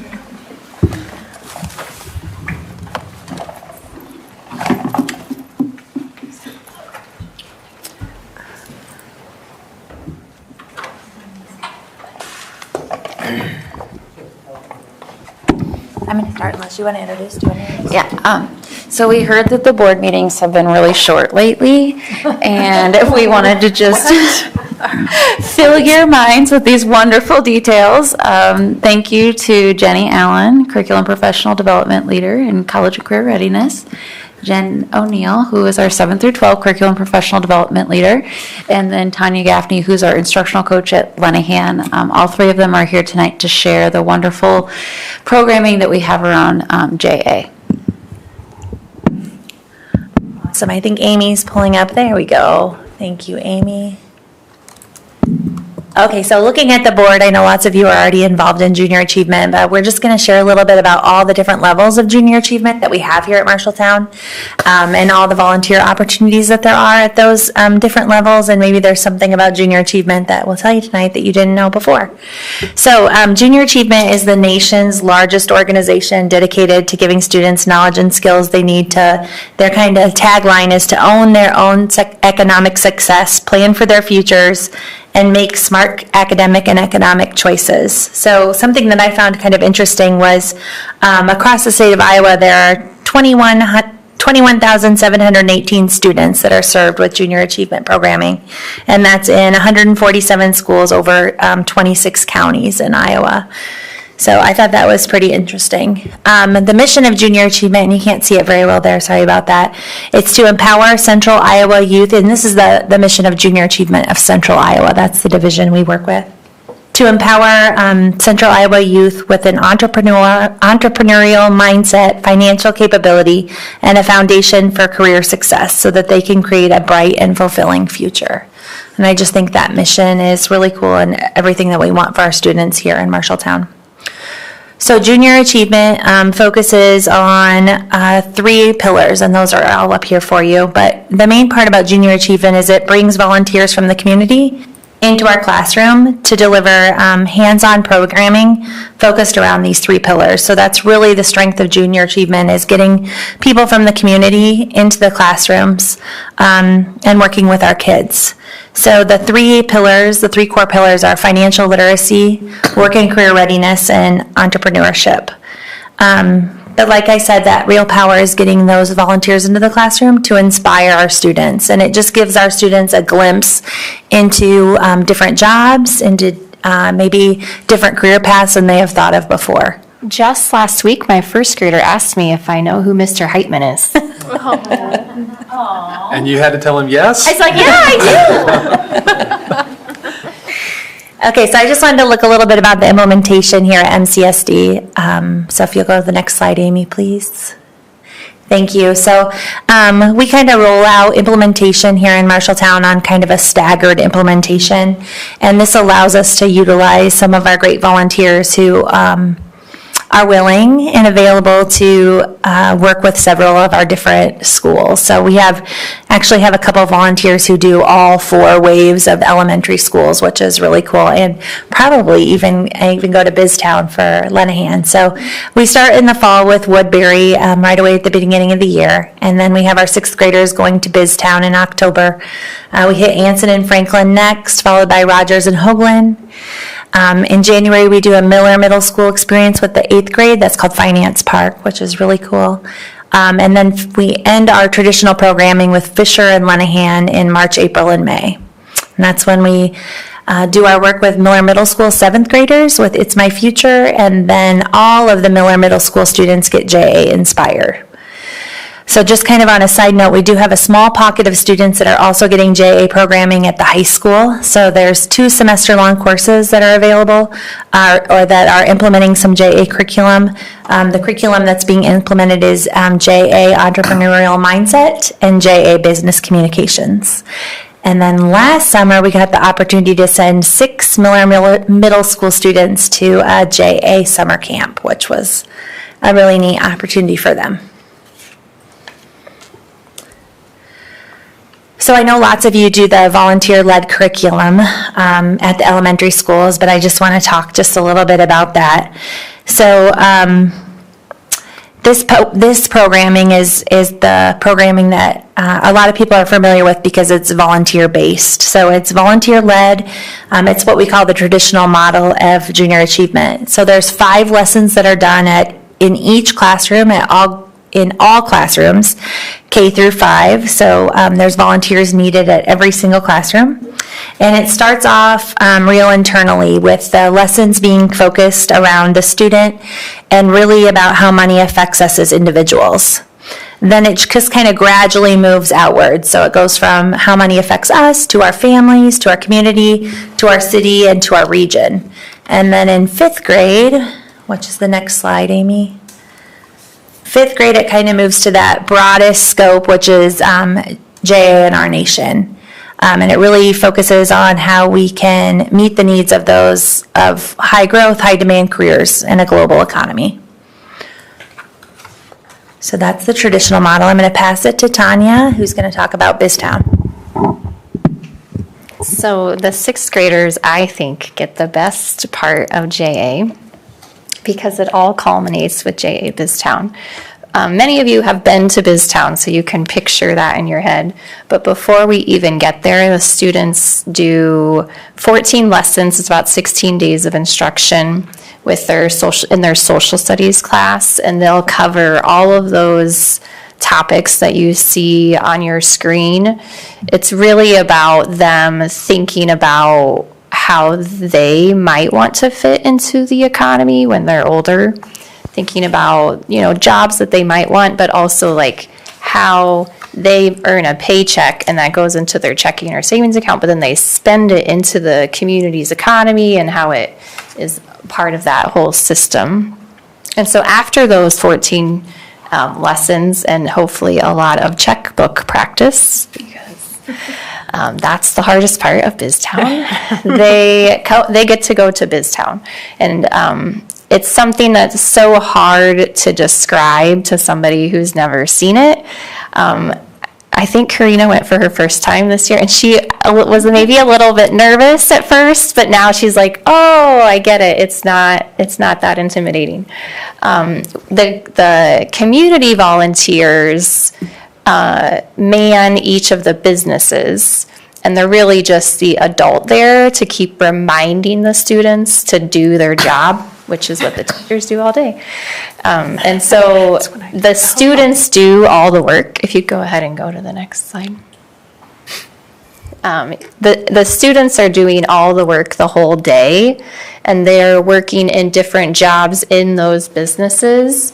In each job, there's like a job, or in each business, there's a job description for each job, which is the plug for me, the reading teacher, to be like, look, you do have to read in real life all the time. And so they're just really doing their thing. I call it like controlled chaos. I mean, really, and it all works out. It's a good age group to do it with because they know how to do it, and it's just us trying to keep them on task. These are some of the parent volunteers who have volunteered before. So we take volunteers from the business community and any parents who would like to join us. The students come home more excited about this experience than I think anything else that they do in sixth grade. We took a teacher this year who actually went when she was a sixth grader. That was the first time that happened. Yeah, and she was like, yeah, I remember it, like, vividly. So I just think that's really cool. And then I think there's one more slide from students' point of view. Oh, yes. So some student quotes. I love working for a living. If only they knew. One of my favorites is I came back from lunch and there's this huge stack of papers on my desk. I'm like, yep, that's real life, really, too. Although now it's an email. Like, I went and ate lunch and now I have 50 emails. Yeah, it's just a really cool experience, and they get to see how earning and saving and spending can all work together. We appreciate all of you who come. I very deeply appreciate it, and I like it when you tell your friends, because then they like to come too. I think that's the last one for me. Yeah, I think I'm next. So we don't stop there with JA. So seventh grade moves into more of what we call a blended model. The teachers are the primary facilitators, and then we have opportunities for volunteers, could be guest speakers. Several years ago, pre-COVID, we did something called JA in a day. So we had volunteers come and spend the entire day with our seventh graders as they moved from session to session. That was really great. We haven't been able to get back to that, and we switched to a different curriculum from them called It's My Future. So It's My Future I think really piggybacks off of sort of what they're learning in sixth grade as well. And I would say junior achievement, I think, does an amazing job of just progressing all the way through. In seventh grade, they really get to think about themselves as, how am I going to brand myself? How am I going to prepare for job hunting skills? They get to craft a resume. They start kind of thinking about soft skills and technical skills. So it's really great because they are actually taking that one step further of getting to see themselves out in the real world. And then in eighth grade, the curriculum we use is Finance Park. And last year, was our first year being able to do this. They just recently opened Finance Park in Des Moines at their Junior Achievement Building. It's right across from BizTown in the same building. And so last year we were able to take kids to that experience as well. It's not quite the same as Controlled Chaos as BizTown, but it's still really great. So we have teacher-led sessions. So again, this is kind of blended, and then the field trip is that capstone final project for them. So it's kind of the culminating activity that they get to participate in, and they're rotating through different sessions and meeting with volunteers to kind of do some learning and discussion around those different sessions. And then at the end, they get to budget, and then they get to spend, and they're kind of really dipping their toes in what it's like to be an adult. They're assigned a random personality, so they could be married with 2 kids and be a paraeducator. They could be a single parent who is a doctor. They could be single and they're a lawyer, so they have all this money to spend. So it's really fun to kind of watch them as they navigate through that personality that they get to portray, and they find out they can't afford the house or the car that they wanted, or they can't go shopping like they wanted to, and it's really great because then they really have to think about budgeting and spending money wisely. The first year we went, the volunteers mainly came from the metro businesses. This year, we did have the opportunity to have some people from Marshalltown come as volunteers, and they came from businesses. We also had some parents volunteer, some school district people volunteer, and so that was really great too. I think in a minute you'll get to see some quotes, maybe some pictures, if you want to go to the next slide, Amy. This is from our trip this year. This is kind of that bottom pictures is kind of what do you call that? It's like, yeah, panoramic, thank you, of the room. So you can kind of see how they rotate through the different stations with their volunteers and their one-to-one iPads for their work. I think my favorite is the quotes too on the next slide. I was there volunteering one day when one of the girls said, "Man, budgeting is really hard. I'm going to go home and thank my parents." And the teachers were like, "Yes, we did our job." We had students like connecting this to their 4-year plans that they do in 8th grade as well. So they're really thinking about, they do have a career exploration part. And so they get to kind of continue that thinking about career paths and what they might want to do. Interactive, enjoyable, and again, they're kind of like, this is what adulting might kind of be like. So hopefully preparing them for that. Yeah. And then I included this too because new this year, we will also, all middle school students will get to interact with JA Inspire. And so there are 7 sessions that are kind of self-paced. They'll do that through WIN. And they're flexible, and then they all get to experience this JA Inspire Career Fair and a reflection. And what's really cool about it is they will get their own logins, and there's a digital backpack where they can save different careers that they like. There are lots of videos that shows a day in the life of. So if they find a career path they're interested in or a job they're interested in, they can go see maybe what that might look like if they choose that as their career. So this is new for us, and I'm really excited for the kids to get to experience this. We'll be doing this in May. And then Jenny kind of hit on this earlier. We do have, through our business department, 2 strands of JA that are being used as semester courses. So they're using part of the curriculum for those courses, business communications, and the entrepreneurial mindset. So now kids are selecting into these courses, and then this is the curriculum that they will use. So again, that whole progression that JA provides for us and the opportunities they give our kids is really amazing. Are those through Russ's class? Yeah. Then? And Nicole. Yeah, and Nicole at MLA.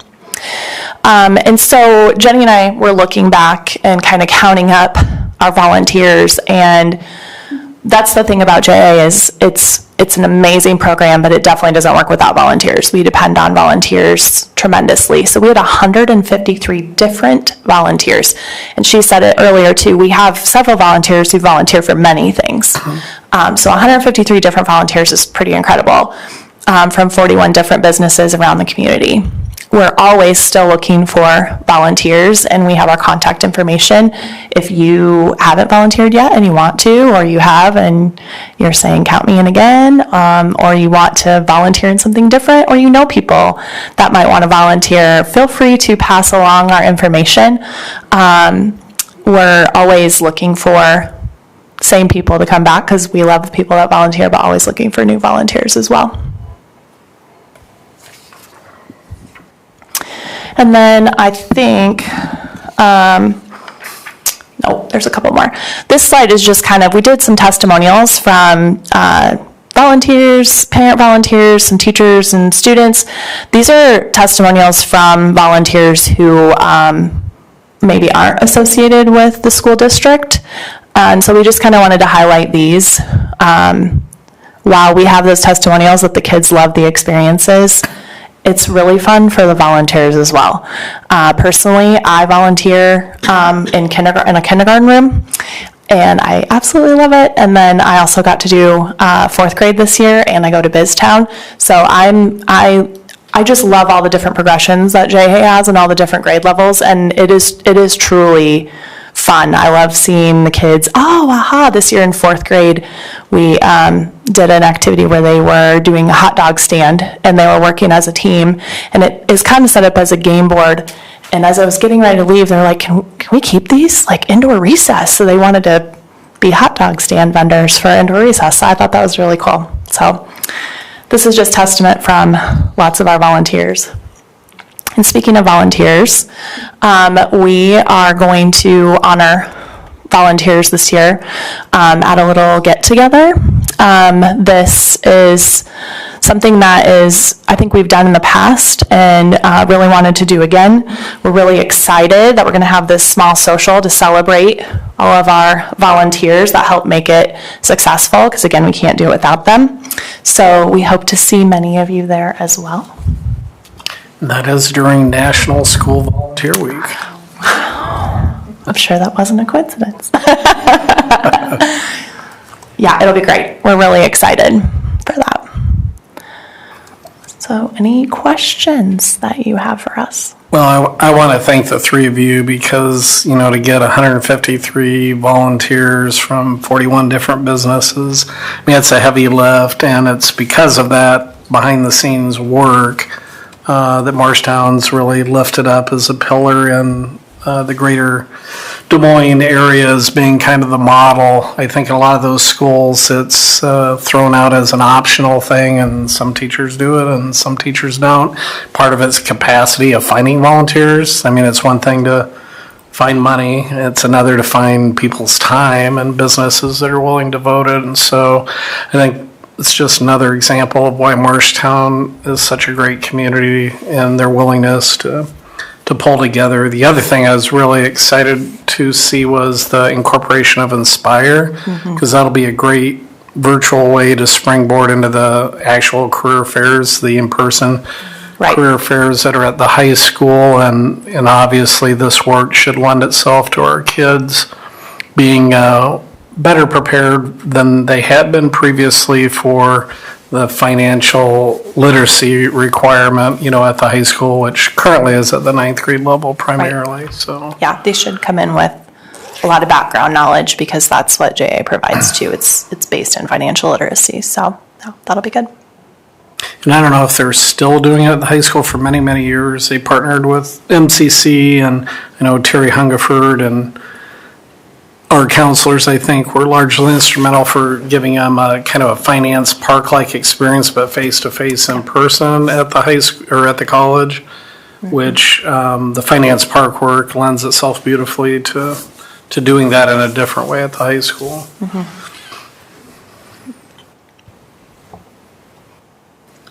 Okay, well, thank you guys. Thank you. Thank you all for Thanks. I think that was a record for the use of volunteer in a single presentation. Yes, I should. I'm going to go back and listen. Yeah, you can All right, rewatch it later and count them up. We're going to exchange some. What? You can rewatch it later and count them up. Yeah. We're going to invite Lydia Revelo up here.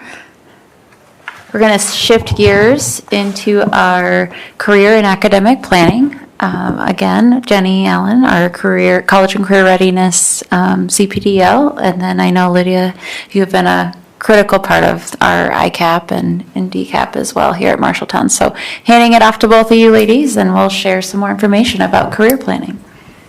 I kind of thought this was nice that we were doing these two together because we aren't really shifting, we're just kind of transitioning because this is just a different way. The Marshalltown DCAP and ICAP are a different way that we help our kids with career planning. So that's what Lydia and I are going to share with you tonight. So I threw out that acronym DCAP. So DCAP is the District Career and Academic Plan. So we're going to be talking about that tonight. And then ICAP is the Individual Career and Academic Plan. So we'll be talking about both those things tonight. So the Career and Academic Plan in general, it's a series of high quality career related activities that our district pledges to give to all of our students. So it's actually a place or a platform for us to keep our activities so that we can see what we're doing year after year and we can make sure that we're hitting all areas of career exploration with our kids. So kind of the reason that we do this, the reason we do this is for our students, but behind that is the why that we started doing this is because Iowa has guided our work through these two things that you see up here, through the Iowa Administrative Code 280-149, which requires school districts to have an individual career and academic plan, or an ICAP, for each student's grade 8 through 12. And when I took this job, I found that it was really interesting that in Marshalltown Community School District, we have an ICAP for all of our students, K-12.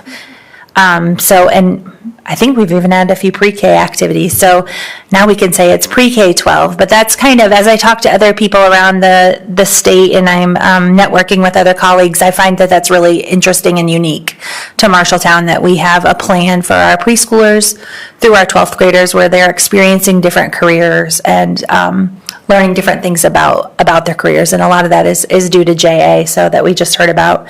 In 2016, the House File 2392 kind of redesigned that career and academic planning process, and it increased that emphasis on CTE.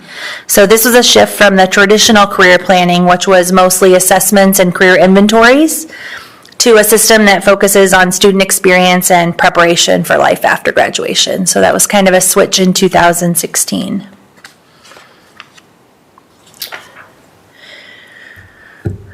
So the ICAP requirements ensure that each student achieves the following. So that each student has a successful completion of core curriculum developed by the State Board of Education by the time the student graduates from high school.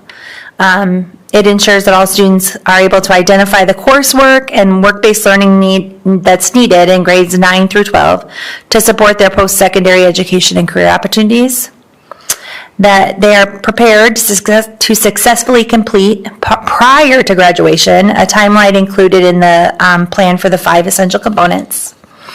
And then newly add is that the students have completed the free application for federal student aid, which is the FAFSA. So that is now a requirement to include in our ICAP plan. So as mentioned, it's a requirement that the ICAP focuses on 5 essential components, which are self-understanding, career information, career exploration, post-secondary exploration, and career and post-secondary decision. The component of self-understanding really focuses on who the students are, what they like to do, and what their learning style is. The component of career information is based on the results from self-understanding that the students get from self-understanding. They get to look at careers that match their interests and their needs. During career exploration, they get to think about what education, both in high school, what courses they can take at MHS or MLA or MVA, and what they'll need post-secondary to reach those career goals. Post-secondary exploration is when they start looking at different post-secondary opportunities. So maybe it's a career and technical education program, maybe it's a community college or a university that has the program that they're most interested in. And then it wraps up with that career and post-secondary decision, which is applying for the financial aid, making a decision, signing with someplace, completing scholarships, and then that decision day. So at the close of the 2022 legislative session, 2 additional components were added to the state of Iowa's ICAP plan. So one of the things that was added was that there was a change in Iowa code that mandated school districts to include work-based learning on their district plan. And that in our district plan, we have to document how all of our students are successfully completing the FAFSA and how we're supporting that. So those are 2 new components that Lydia and I and our team are working to build into our DCAP. So that was a little bit about the ICAP. The DCAP is very similar. It just is just a little bit different. So the DCAP is the roadmap that our district follows for that implementation of career and academic planning that each of our students will do. So the district is the big plan, and then each of our students do their own individual plan, which looks a little different. So as a team, so we get together biannually, and our team consists of administrators, district administrators, school administrators, counselors, instructional coaches, CTE teachers, and some people that hold dual purposes as both teachers and parents for our district. So Lydia and I have been really thinking about how we can work to incorporate even more people into that planning process. We'd like to get some students involved, some parents that maybe don't work for the district involved in that, so we can get input from them. And we've even talked about business people coming in to help us with that plan. So that plan, the plan that the district does is just kind of a living document that's changing all of the time.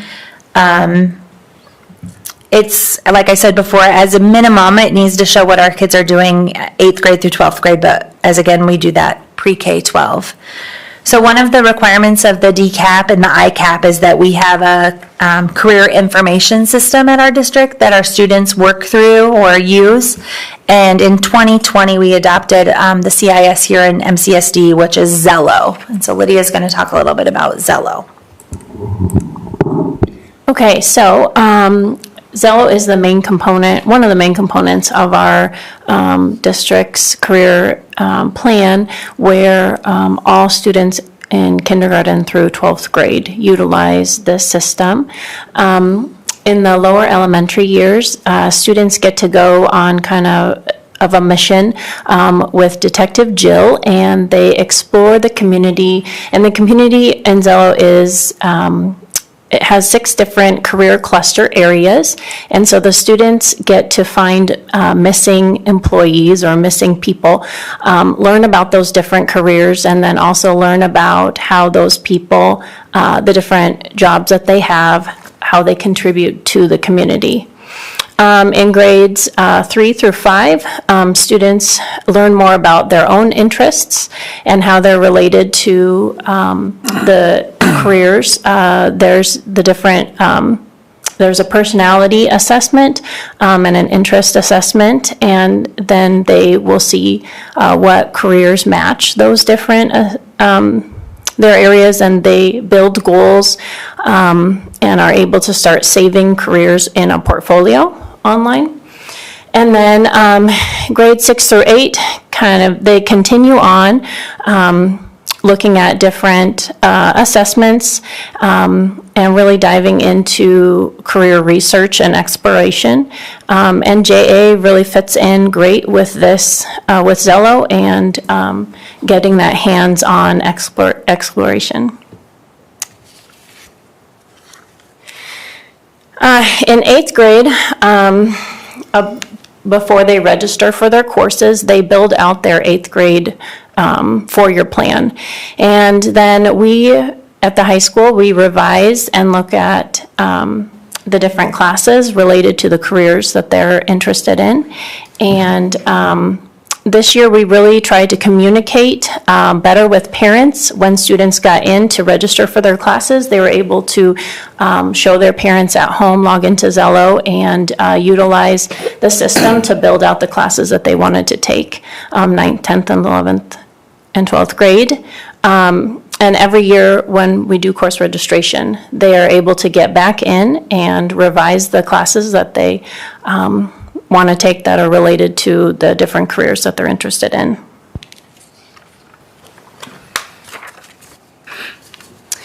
Each student has a portfolio in Zello, and so as we continue to move forward to help them figure out different college majors related to the careers that they're interested in, they save the different majors and careers. They can see their top 10 career interest areas, the different cluster areas. They read about the different education requirements, and so the Zello program is very vast in what it's able to provide for the students. And also at the high school, when students complete all of the different lessons for each grade level, they are, and then also the whole grade activities, they're able to earn a half credit for their electives. The next slide. We also utilize Zello to track students' progress, and also for different work-based learning activities. Counselors will get into Zello, and we can look at how many students are interested in like advanced manufacturing, and we utilize it to pull reports. Alliant Energy, they provide a different summer internship activity, and Emerson as well. And so when we've utilized Zello to look at those students who are interested in those areas and be able to provide the businesses in town with the groups of students that are interested in those areas. And then, so Zello is kind of a main component for kindergarten through 12th grade. Junior achievement serves as, meets essential components for kindergarten through 8th grade.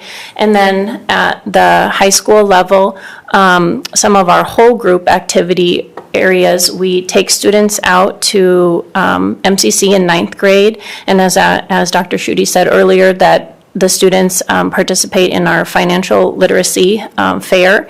10th grade, this year we took all the sophomores out to the community college, and they participated in a very large scale business career fair. It had, about 60 different local businesses and from around the area, and students got to walk around and tour all the different businesses and jobs, and it was a really neat experience.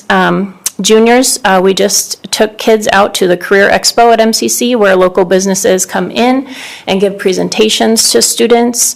And then in the fall of junior year, students go out to the college and participate in a career fair. Senior year, we take students on campus visits to the 3 Regent universities and usually to a private school. We have the Gear Up program, and so next year our hope is that as the class of 2025, we'll be able to take students out to different private schools.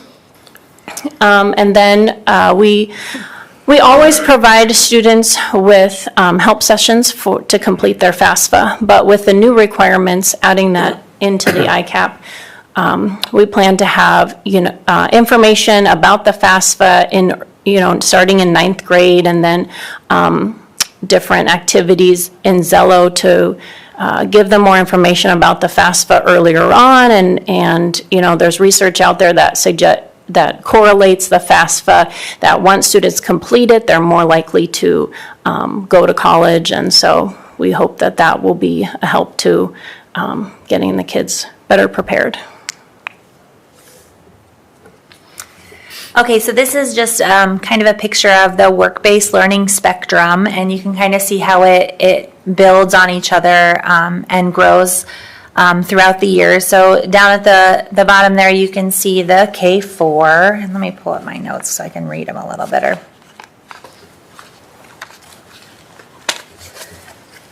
So at the K4 level, there's career fairs and industry tours or speakers or simulated projects. So a lot of that is done at the K4 level through Zello and through Junior Achievement.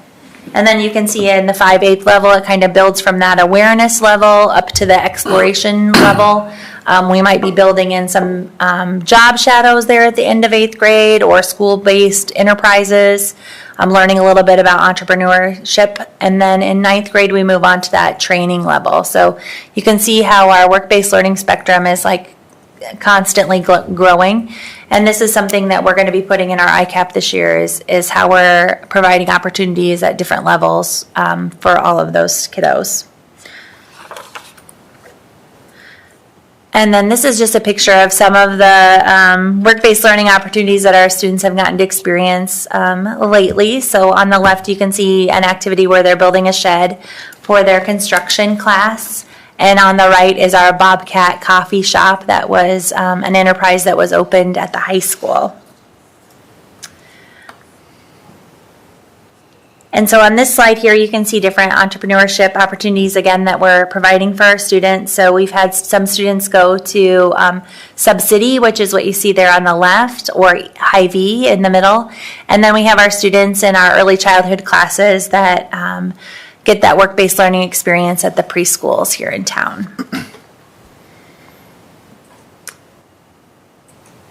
So we just wanted to end with this quote, that all students should graduate from high school ready for college, careers, and life, prepared to pursue the future of their choosing.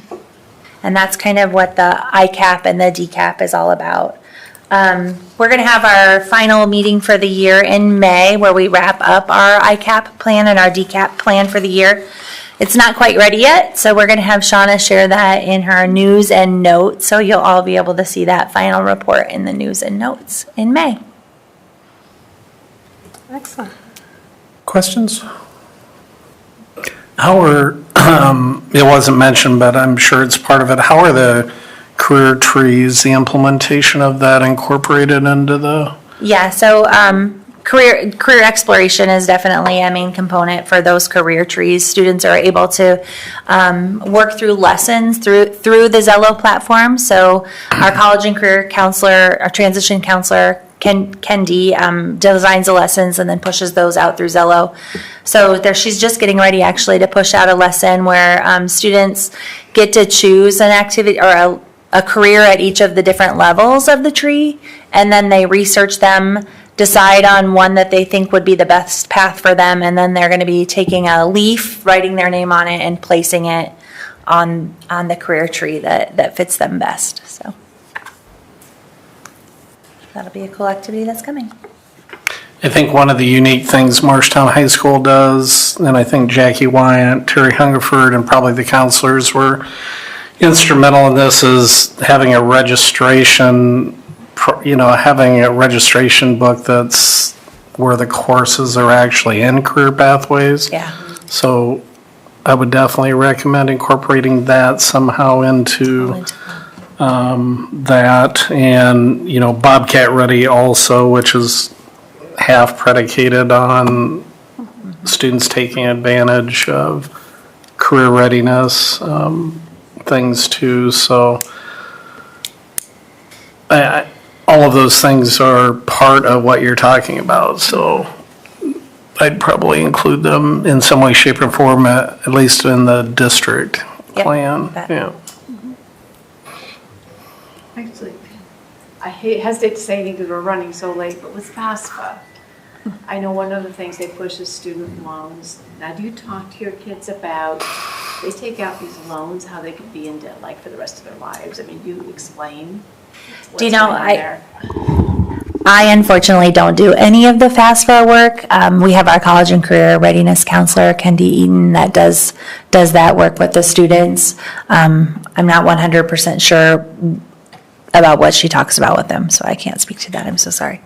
We had, I believe it happened in spring of junior year, so it'll be coming up here shortly, but the Iowa College Access Network, we have a representative from that organization come, and they do a presentation to parents and the junior students, and they go more in-depthly into the different types of financial aid, the pros and cons of both of those.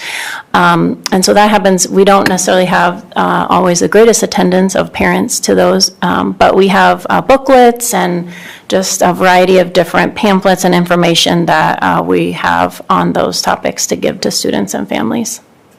I just think it's really important because we have a lot of young people who cannot plan for retirement, cannot buy homes because they're in student loan debt. Yep.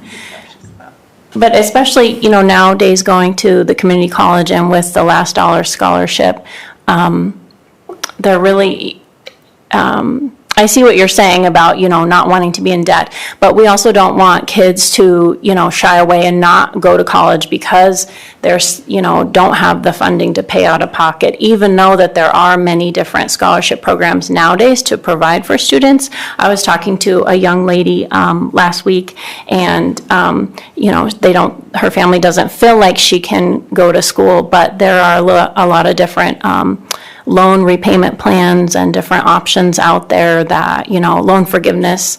So it kind of goes both ways. We want to give them the information to make it educated. It's important for them to have a plan for how they're going to pay it Oh, back, yeah. whether they'll make enough money, if there's going to be loan forgiveness. Yeah. They need to know these things going in. Yep. So we try to provide that information to students. Thank you, guys. Yeah, thank you. Yeah.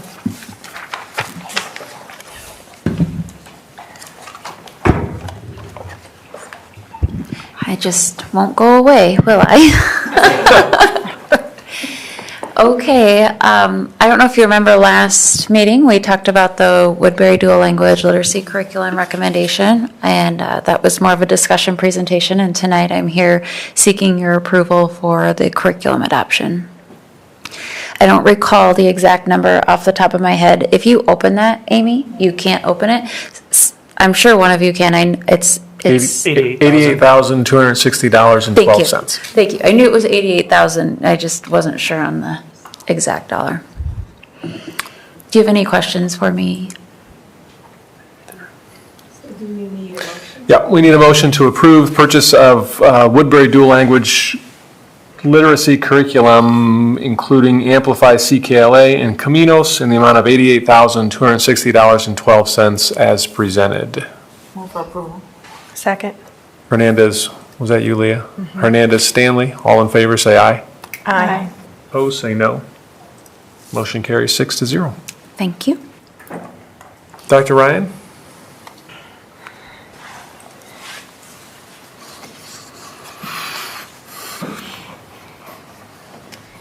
Good evening. I am before you today requesting a sign-on incentive for 2 positions. These were actually part of the incentives last year. Industrial technology was. And then we filled the position, and unfortunately, we have 1 industrial tech position and 3 family and consumer sciences positions open. Historically, these have always been extremely difficult to fill, even so more now with the shortage. Principal Wyant and I have done the best to our ability attempting to recruit, and we do feel that this may be one more tool in our shed to use.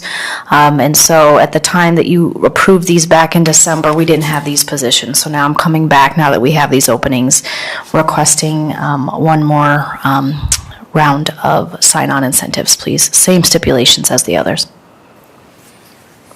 Questions, comments? Is there a motion to approve a $5,000 sign-on incentive for industrial arts, technology, and family and consumer science positions as presented? So moved. Second. McGinnis, Faltus, all in favor, say aye. Aye. Opposed, say no. Motion carries 6-0. Thank you. Wish us luck.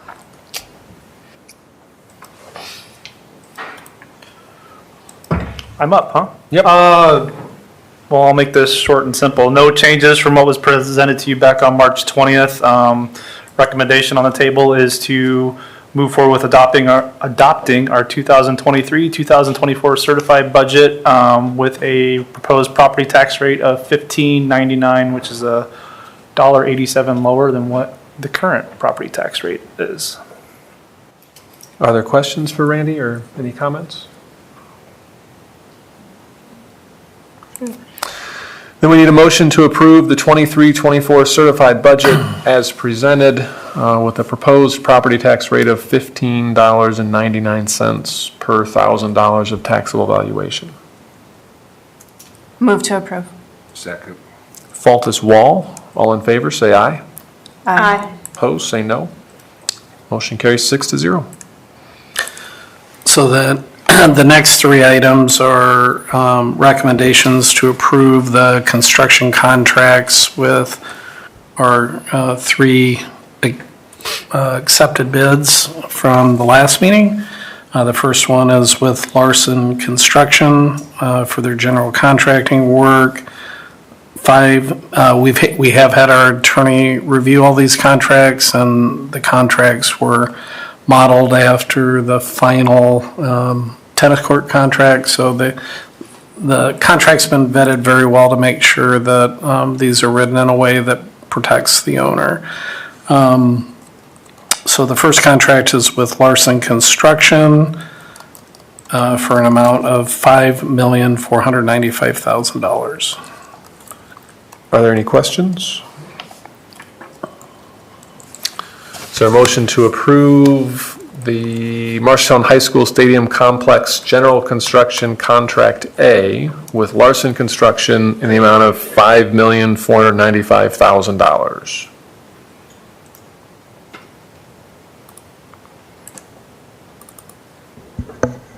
Move to approve. Second. Faltus, Hernandez, all in favor, say aye. Aye. Opposed, say no. Motion carries 6-0. The second contract is for the track surfacing, and that's we accepted the bids from Fisher Tracks in the amount of $200,230. Are there any questions on this contract? Is there a motion to approve the Marshalltown High School Stadium Complex Track Surface Contract B with Fisher Tracks in the amount of $200,230? So moved. Second. McGinnis, Stanley, all in favor, say aye. Aye. Aye. Opposed, say no. Motion carries 6-0. Third and final contract is with Sprint Turf in the amount of $461,080 for the field turf. Any questions?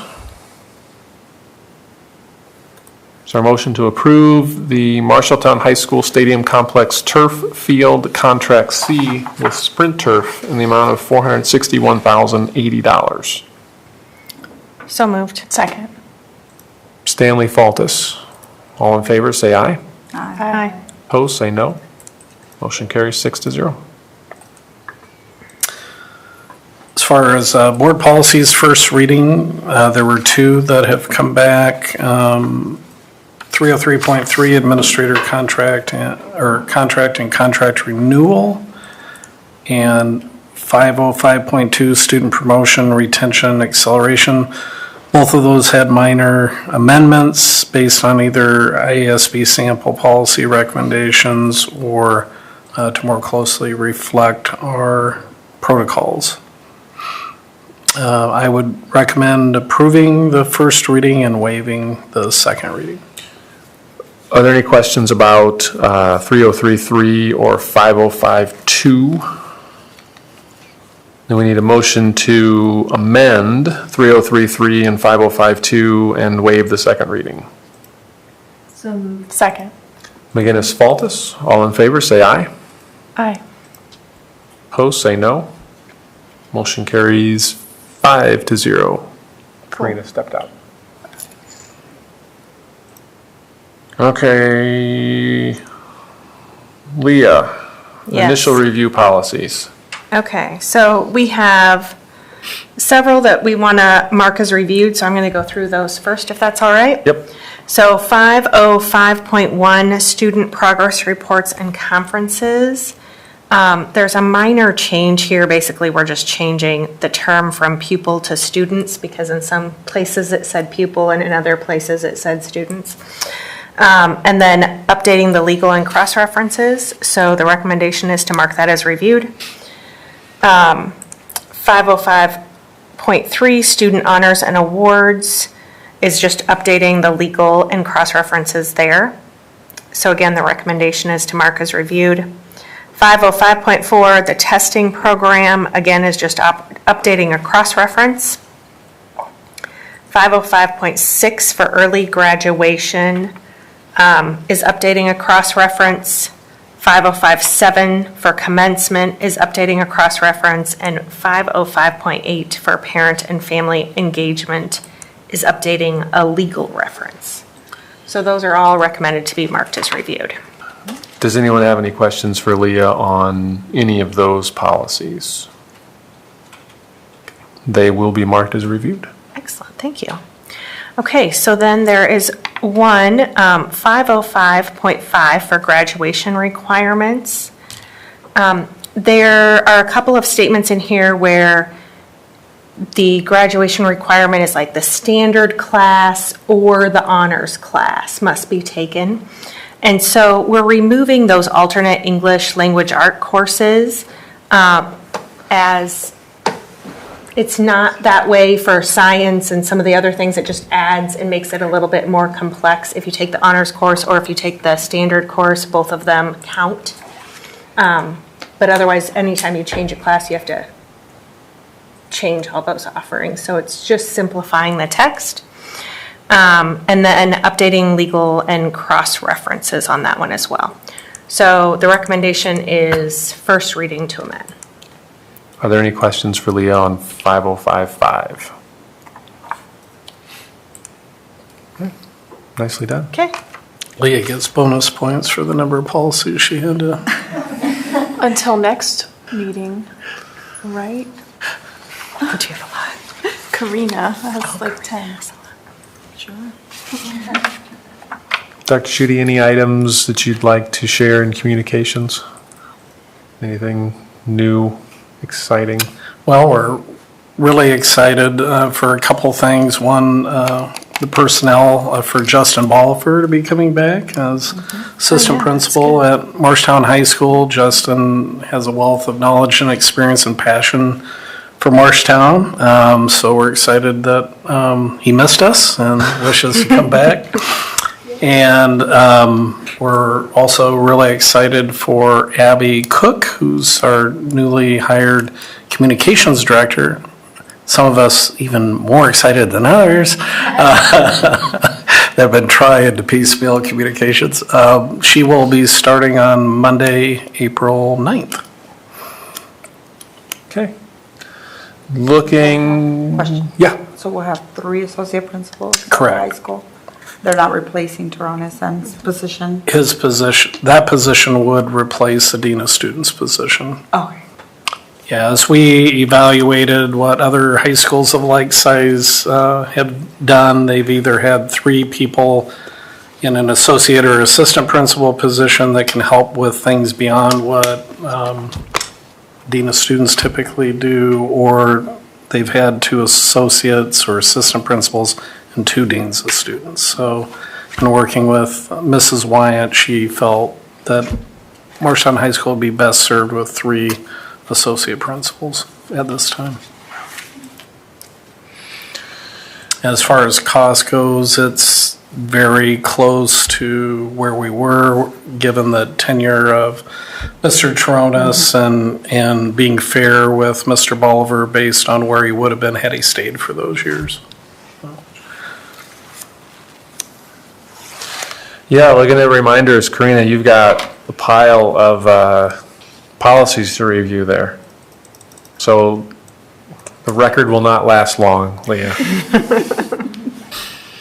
Let's see, Rogers presents to us at our next board meeting on April 17th. Just be aware of any upcoming committee meetings that you may have as we get closer to the end of the year. Speaking of committee reports, I'm not aware of anything that's happened since the last meeting, is there? There's nothing in the Yeah, we reported agenda. that on Acer.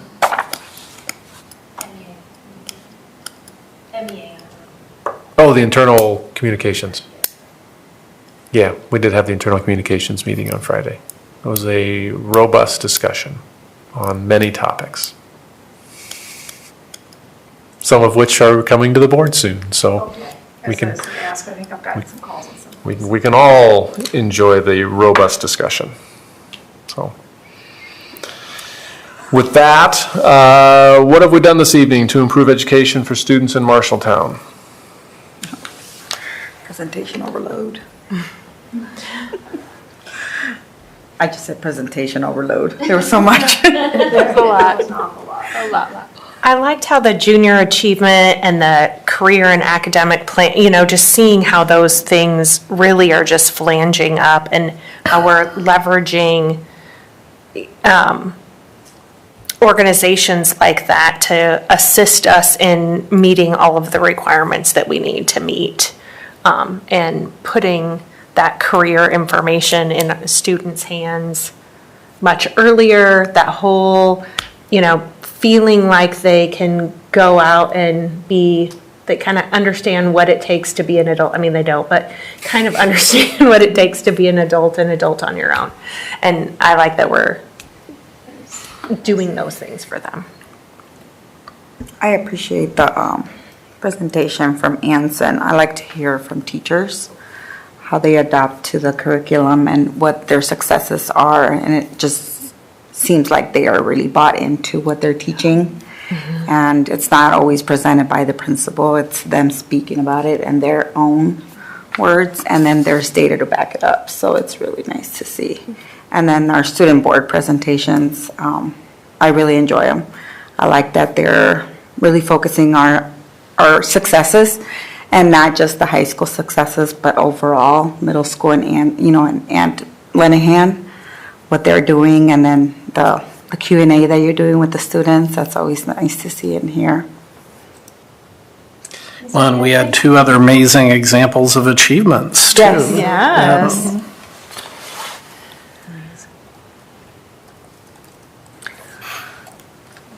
Well, we did approve the certified budget, so that's kind of a big deal. That's a big deal. Keep going. Thank you. You're welcome. Okay, well, that will conclude the open portion of tonight's meeting. We'll take a 5-minute break to clear out the room, and then we'll go into a closed session. So thank you, everybody, for attending.